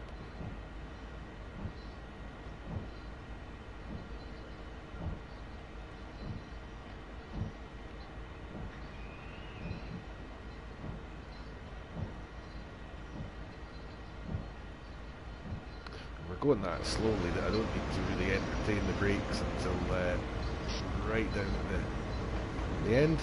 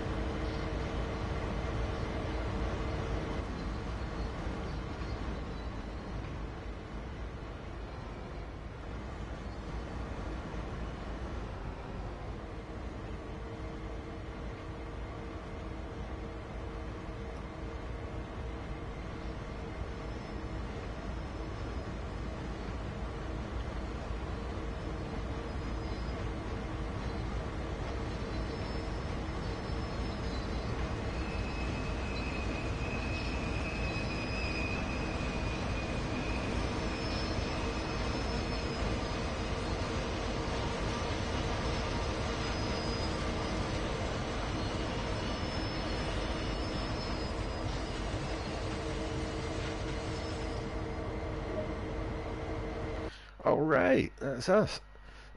Oh, my throat, pardon me. Oh, dearie dear. Right. Observe the wee jiggity jaggedy graph.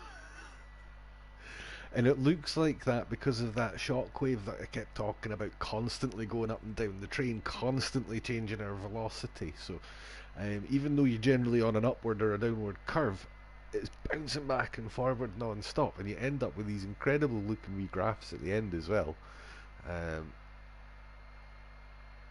So yeah, that was, how long did that take? 1 hour and 53. Good grief. Right, the next part we're going to do is going to be a bit of a flyer compared to that. I don't think it should take more than half an hour or so. That was my chair squeaking this time. Still no my shoes, but that was my chair in case that got picked up. So let's continue.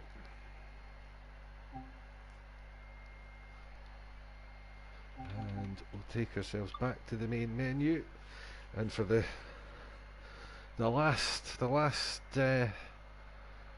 leg of the North American stretch of or the last stretch of the North American leg of the Grand Tour even.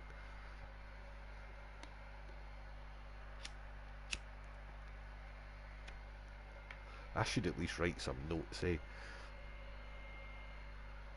What do you call those wee cards that you use, speeches and stuff, for not forgetting what you're wanting to say? Cue cards, that's the things. Right, back out here, and we want Oakville, yes!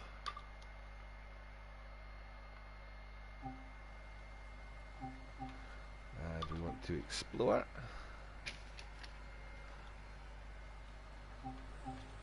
And we want the timetable. Now I'm being brave, I'm doing one I've not actually done off stream yet. Don't like doing this generally speaking, because I like to explore for we're not going to make it a full-blown blizzard this time. We'll have something to look at as we go by, and we're going to go in the GP9 because I like it.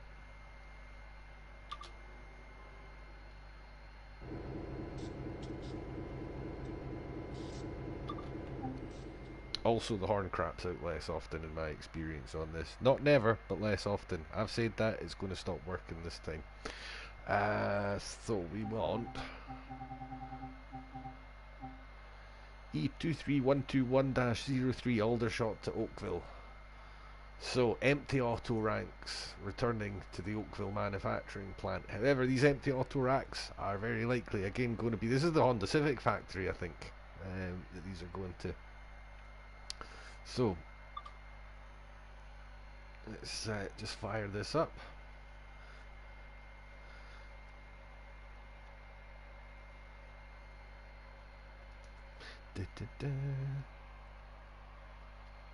I'm going to just quickly nip away for a minute while we're in loading screens. I'll be right back.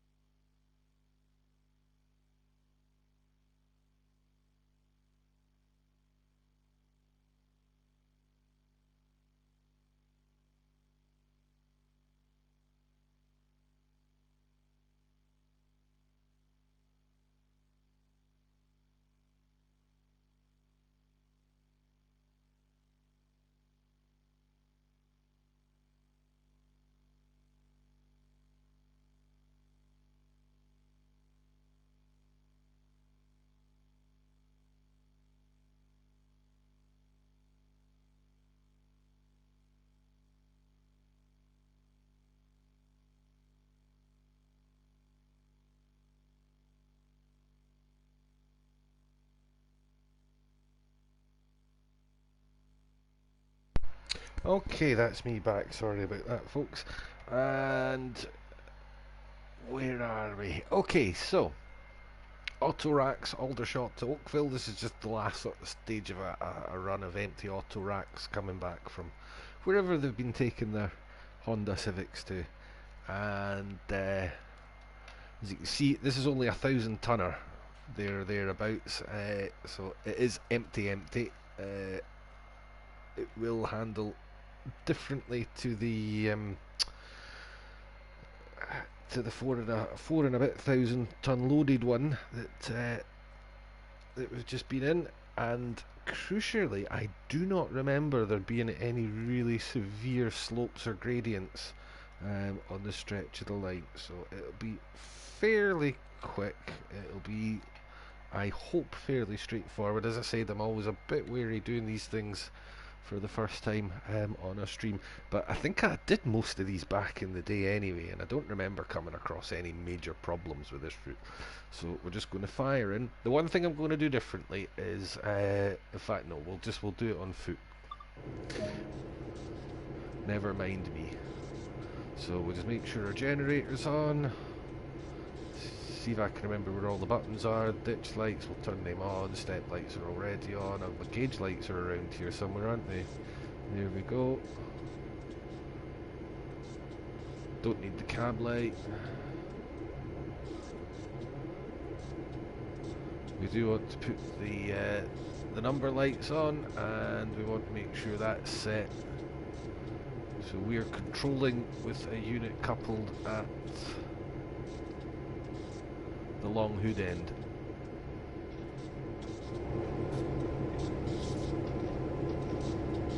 Just run down to this one.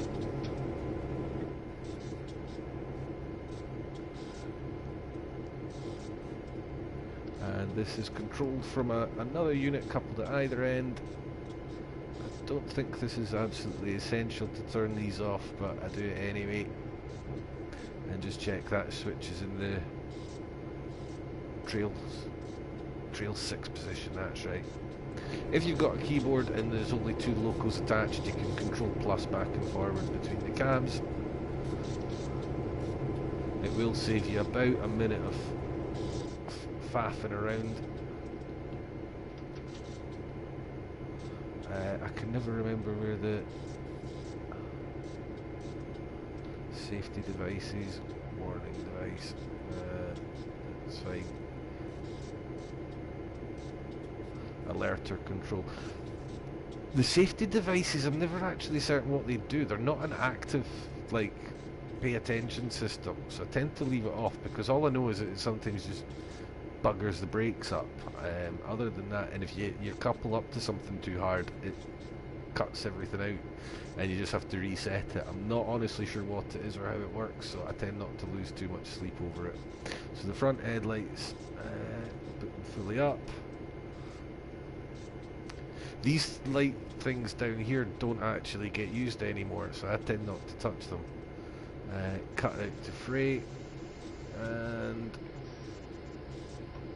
we'll just release the brakes all the way. We're on a flat surface, so we don't need to, well actually we're going slightly downhill, so we don't need to worry about rolling back as the brakes come off.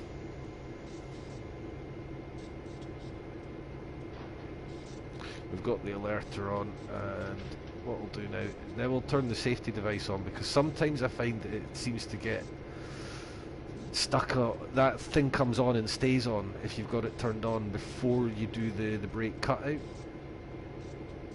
and it doesn't always get on very well with it, and I honestly have never figured out why.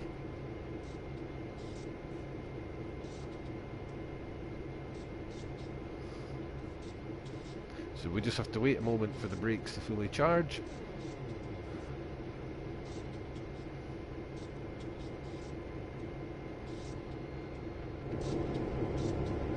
Right, we're actually starting to roll forward now.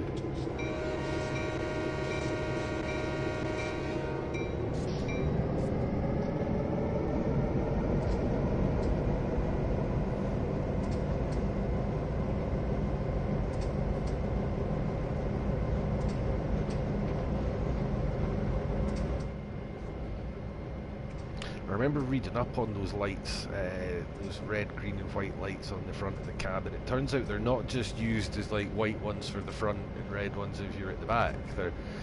They're specific things that they meant because of the different ways that trains operated on Canadian, and I think at one time all North American routes. But essentially they can have 2 or 3, 4 trains travelling in convoy all on like the one head code. And those lights were for the benefit of signal boxes and stuff. As they went past, they could tell which train in the sequence it was, or what type of cargo it was carrying. If it was certain types of cargo, it was all very, very complicated stuff. But then I got to the bottom and read that they discontinued using the service, that system, yonks ago. So I tend not to worry myself about them. Probably have my wipers on, eh? Thinking I can't really see very well out the front there.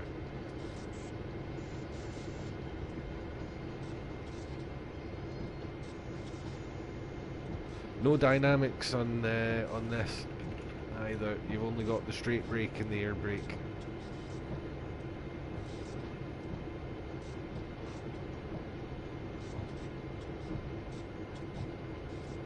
Not an easy one to drive, or not a particularly intuitive one to drive without the HUD, I find as well. I have given it a go and I just find that it just looks untidy.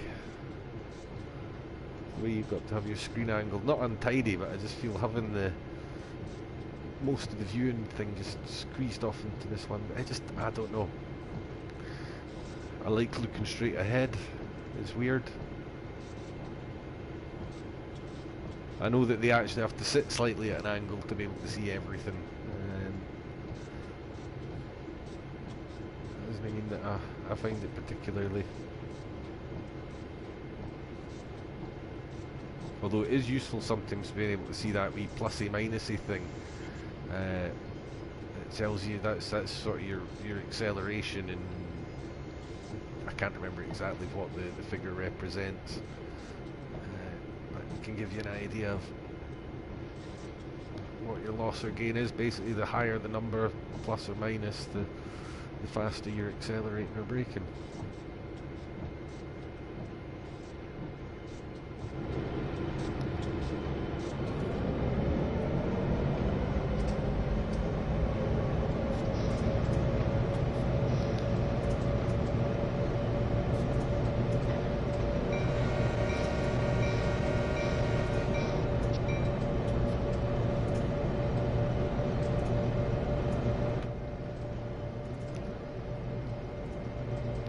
So, funny looking box around the window on Canadian trains. What be they for? Well, so apparently it's when the snow is can be so bad, it can be so heavy, but the trains need to keep running. The wipers kind of keep up. Sometimes the window just ices up, snows over completely, ices over completely. There's no way you can see out of it. The thing is, the same happens to these windows. So what they do is they put this frame around it. There's glass in that front bit. Oh, that's good job, I noticed that signal. There's glass in the front bit, but there's no actually any glass on this bit here. And the idea is that it's essentially the driver can see. You can slow right down, but you can still see out the side, and you, in theory, can see things like milepost markers and what have you. And if you really need to, you can lean your head right out and have a look around the glass. But even when you're moving forward through really heavy snow, you can still see enough to crawl forward at the very least. It really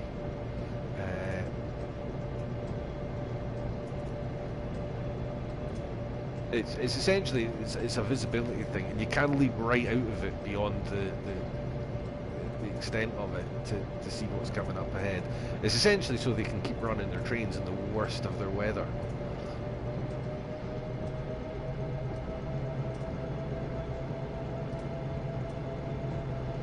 But the conditions in train sim world never really get so bad that you need to worry about your windows icing up or anything. Now, Curiously, on some external cameras, the wipers don't animate. I don't know why. If we go to the free camera, they're working. If we go to the boom camera, the attached one, oh, now they are working, but the front one's not, and now the rear one's not. Ah, it is when you zoom right the way in on them. Ah, okay, so it's just the zoom. They obviously stop beyond a certain distance, right?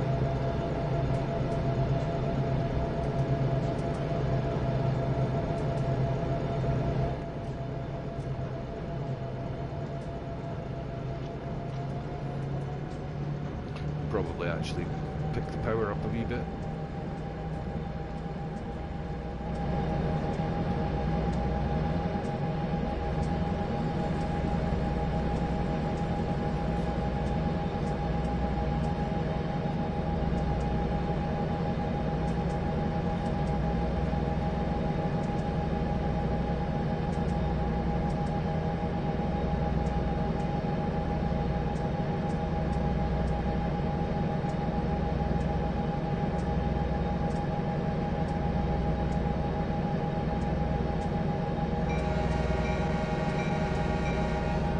Horn's a little underwhelming on it. So let's see if we can, now we're up to a pretty hefty speed, we can probably put the power down. Occasionally this thing will just run away with itself and it just cycles through low revs and brings itself back up again. I don't know if it's cutting out because it's been overdriven or whether that's just something it does from time to time, part of its natural operations or what. It doesn't come with wheel spin or anything like that. It's just the amperage goes vroom up through the top of the needle, and then it's like a circuit breaker must trip or something like that.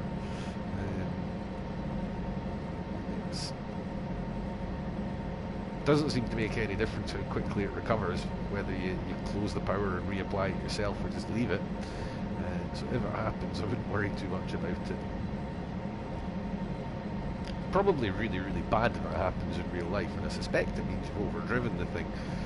But for the purpose of Train Sim World, we don't have to worry too much about things like that.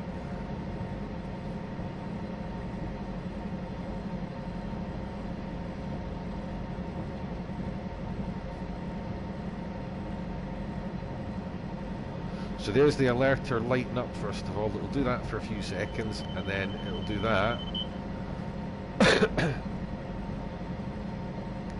So it's a very visible alerter. There's no way you're missing that one.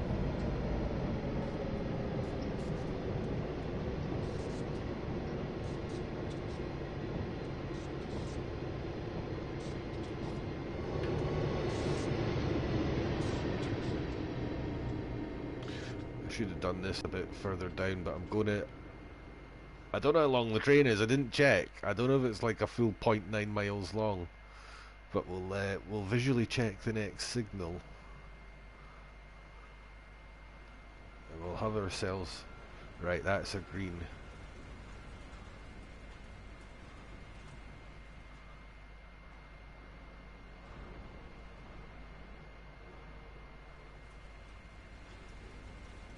You think there'd be like somewhere to do a cool run by?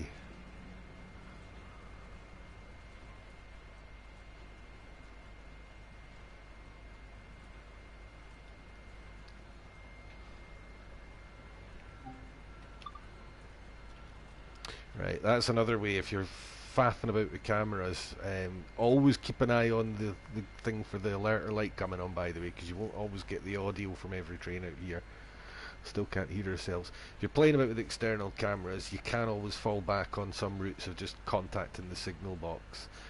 If you've got a route with advanced safeties like PZB, that's not necessarily going to save you, because you might still come up against one that's clear but needs you to do something.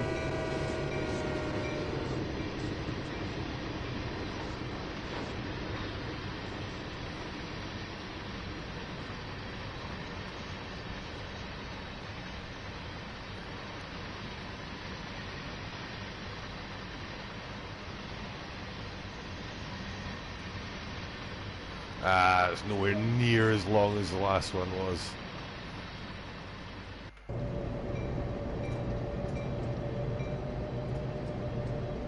Well, there we've just obviously come back to the throttle revving itself, the amperage revving itself through the roof. I know amps don't rev.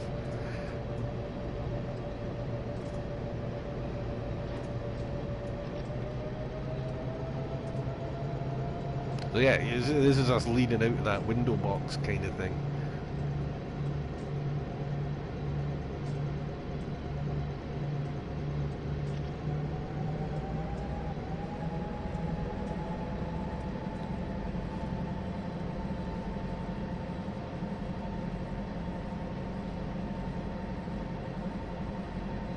Oh, flashy yellow one. So let's, we've got 2 miles to go.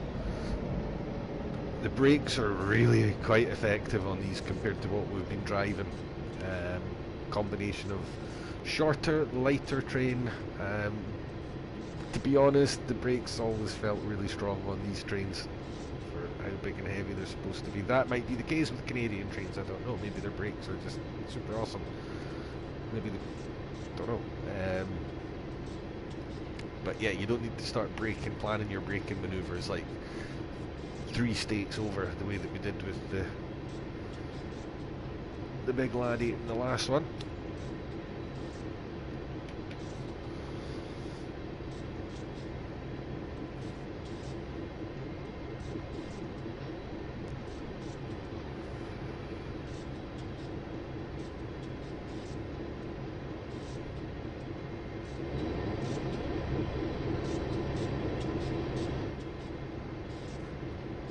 It's a very empty feeling route as well, I feel. Unfortunately, it's just because it's not that long, or at least this stretch of track, because this bit of track's only about half the route. The other half of it's all the sidings and the industrial line and stuff that you go down, and there's never more than I think 2 trains or 3 trains on this main line stretch at any one time.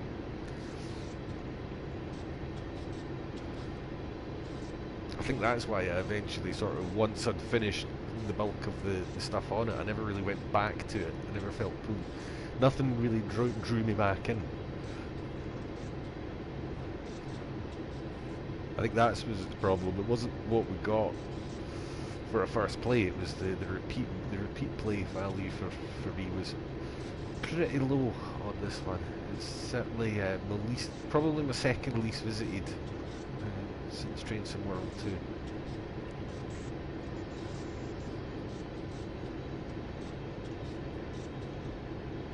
2. Right, the last one was a flashing yellow, so I can't get an actual full stop here. It's going to be either another flashing yellow, a green, or a steady yellow.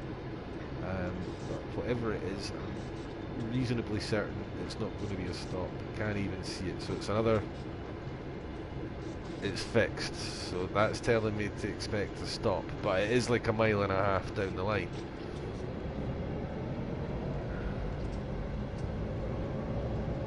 I think there is an element of traffic separation to this as well, so we won't just go at line speed and then jump on the brakes at the last minute, but by the same token I'm not crawling along at 20.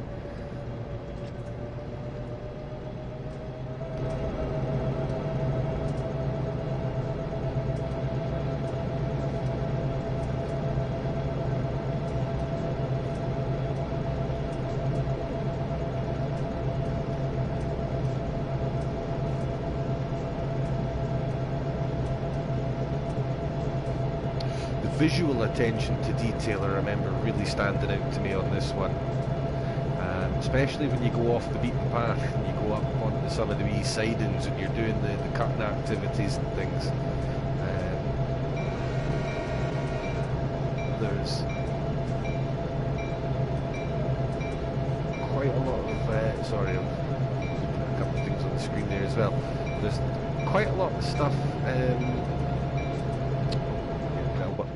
Pardon me, oh how rude, terrible. Yeah, quite a lot of attention to little details, especially up on the tanker sidings and stuff where you've got to fill them up and things. I mean, there was loads of wee things on this, I remember going, oh that is really cool, that's awesome. Going back to the farming simulator chat, if you've played with any of the mod maps on that have got the funky stuff like the opening doors and you play with the light switches and funky little doohickeys that people mod onto the maps, it felt almost like that, some bits of it, like playing with the tank loaders and things like that. The sidings down at, I think it's down at Hamilton, I want to say. Oh yeah, we're coming up on a signal that might be at stop, hey, and I'm absolutely yomping it up here.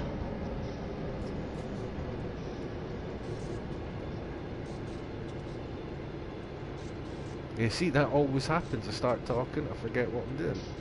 Fortunately, this thing performs like a Formula 1 car compared to its bigger cousin.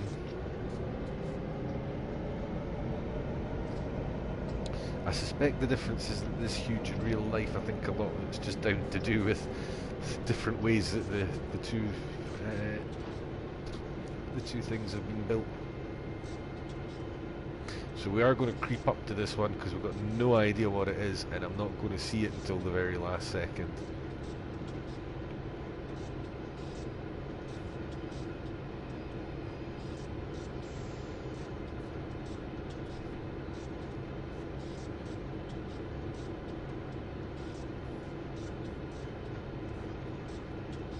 This is why I enjoy winter driving, because there's a lot of this having to proceed with caution. And what's funny is you can actually see the knock-on effect of the bad weather, because even though the AI still drives it perfectly, on some routes it's really good. Particularly the busier German ones, where from time to time you have something crossing a line, which is basically all of them.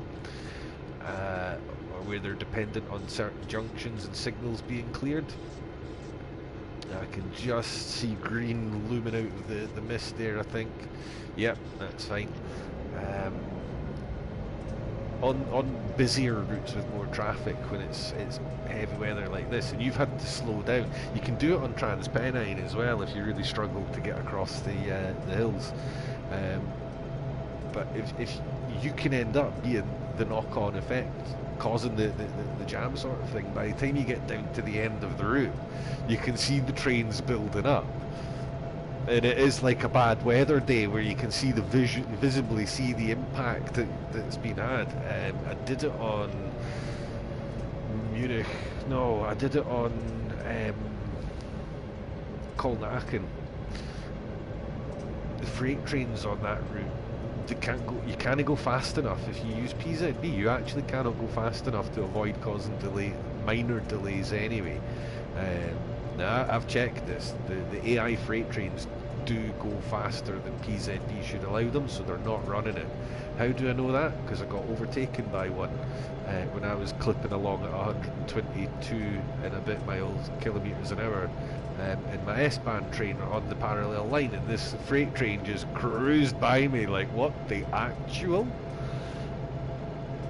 But they're not actually meant to be there, because I don't think much freight goes along that line in real life. It's just been added to flesh the route out. But if you drive one in the snow and you're dealing with all the traction issues that go with that, by the time you get to the end, there's just a queue of trains waiting to get out of either Cologne or Aachen, whichever one's at the end you're going to. It's quite funny. I've done it on main Spessart as well. I've seen it happen on that. By the time you get to the Aschaffenburg end, they're queued up, waiting to clear Heigenbrücken. And it's wee things like that that actually, you know, even though you caused the thing, that's the sort of thing you would see, the effect you would see of bad weather on a railway. When you have a wee moment like that with Train Sim World, you know, honestly, it just it totally makes the experience, and it's good at delivering things like that. Emergent gameplay, that's what they call it. The least likely type of game you would think to have it, but there is emergent gameplay if you want it in this simulator.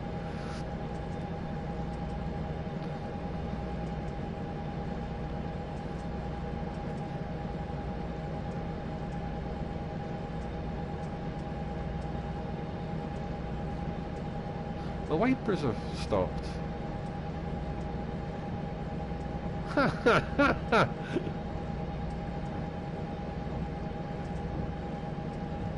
Okay, that's fine. We're going again. How curious. I hadn't even registered that I'd stopped hearing the noise, because you can hear, oh, there's a flash in yellow. I don't know why I'm panic braking. I've got like so much time to do it. It's because I've just come off of that really heavy thing. I mean, look, that was just a wee dab on the brakes, and I've let them back out again already, and it's fine with it.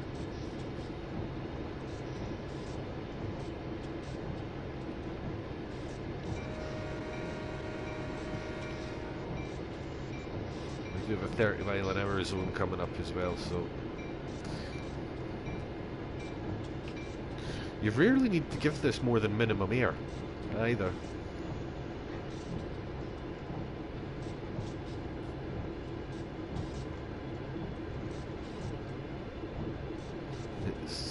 It's a very... What I would say this is a good route for is this is a good route before stepping up to CSX. It's not been called that for a while, has it? To Sandpatch grade. If you were making that move up to Train Sim World 2, get your eye in with this, because this lets you learn all the... if you can find the switches and the buttons and the controls in the cabs on here, you can find them on the ones in Sandpatch. Even the comfort cab, although the switches might be in a slightly different position, they've got the same names, and once you find them, so learn how to do all the clicky fiddly stuff on this, and get used to running freight ops on this, and then step up to Sandpatch, where you've then got to deal with, you know, 4,000 ton trains coming down steep hills that 4,000 ton trains should not be coming down in blizzard conditions, and you think it's a great idea to turn the weather on as bad as it will go. So I'm now going to start another reduction. I mean, it was a flashy yellow, so it can only be a caution that I get next time. But I think you're supposed to sort of go down to about 25 for the cautions. What I'm not always entirely clear on is whether that's 25 as soon as you see it, or whether you've got until the end of the block to get down to 25 in time to stop safely, kind of thing. The signal blocks are so bloody long that I find it difficult to believe that they would want to slow trains down to, in some cases, you know, 20 miles per hour for what's quite a long time, because it takes you to cover 3 miles for a long signal block. Some of them are even longer. Some of them I think are over 3 miles long. And to cover that at 20 miles an hour, that means you're in that block for an awful long time.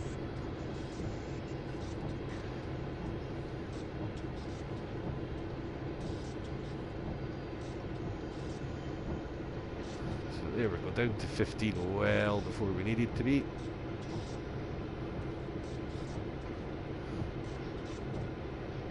So that's a caution signal effectively. It has a really, it has a different name. That's not what they call them over there. I'm afraid I do have a bad habit of using the sort of the European equivalent name.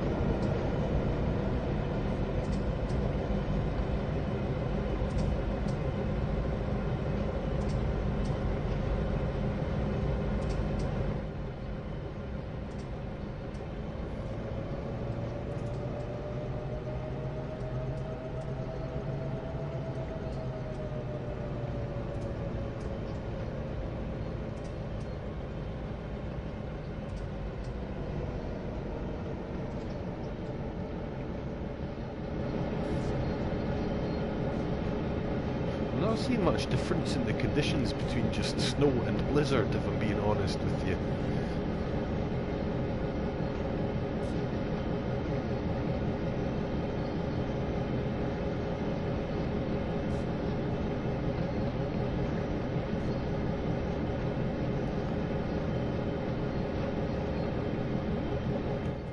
Right, I think the points are usually set, but in actual fact, I have found myself going off down the wrong track before.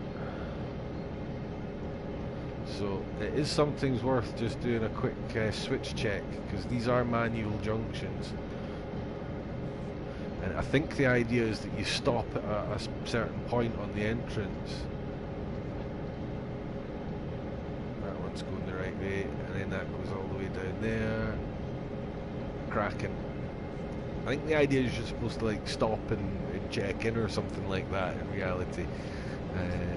I have found myself just cruising on into here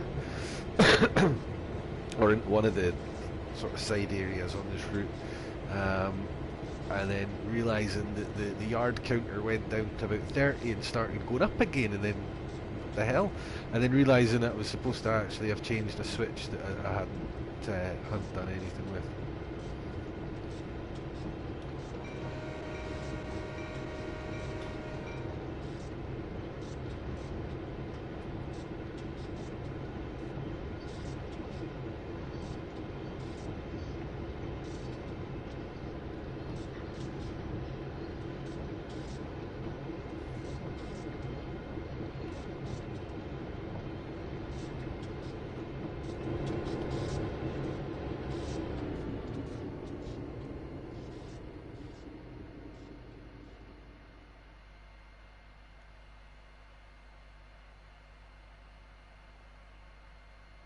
I think it's down around here somewhere we're supposed to stop.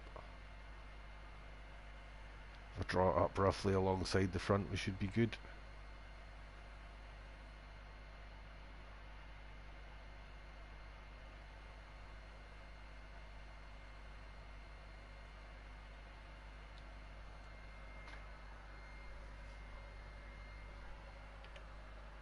What could possibly go wrong here, eh?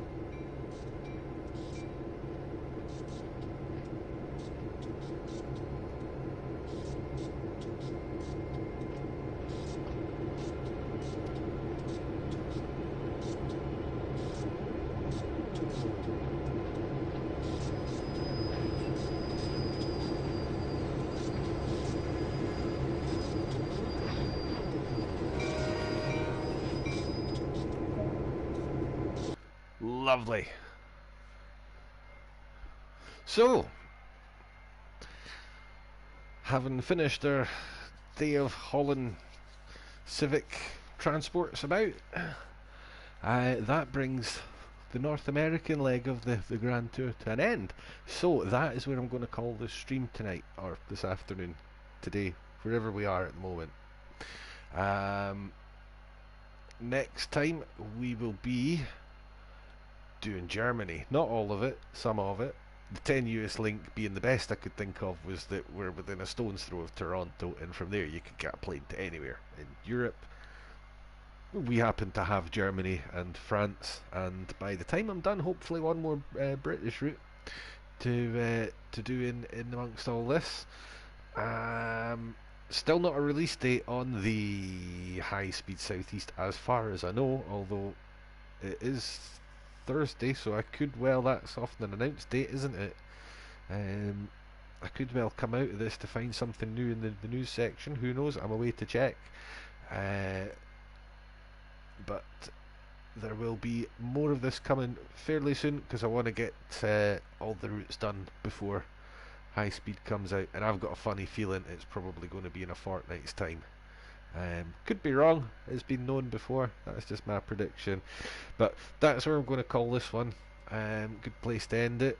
As I say, next time we'll be starting off with a nice nostalgic trip down one of the oldest routes in train sim world. We'll be taking the Leipzig S-Bahn on a run south as we head towards, or meander in the general direction of Munich, and from there we'll loop on round. It's going to be good. I'm looking forward to it. This is the leg of the trip I've been looking forward to, just because I like my PZB and my Zifa and all that kind of stuff. We all know that by now. I'm a bit of a fun stopper junkie. Can't help it. So we've got 1, 2, 3, 4, 5, 6, 7 routes still to go. That'll probably be over 2 or 3 streams. Although I do have a space on my list for a 20th. Hopefully we'll find out more about that soon. But definitely ending it there. Shut up now. That's been speaking long enough. I'm going to wrap it there. Thanks very much for those of you who've watched it live. Those of you watching it later, thank you also. I've, as always, had great fun driving it, especially that out of control downhill bit. That was pretty wild. I'm not going to lie, I actually really enjoyed that. Maybe more so after the event. And I'll hopefully see some of you next time for our next wee adventure in Germany. But until then, I'm out of here. So take care, everybody. Stay safe, and cheerio for now.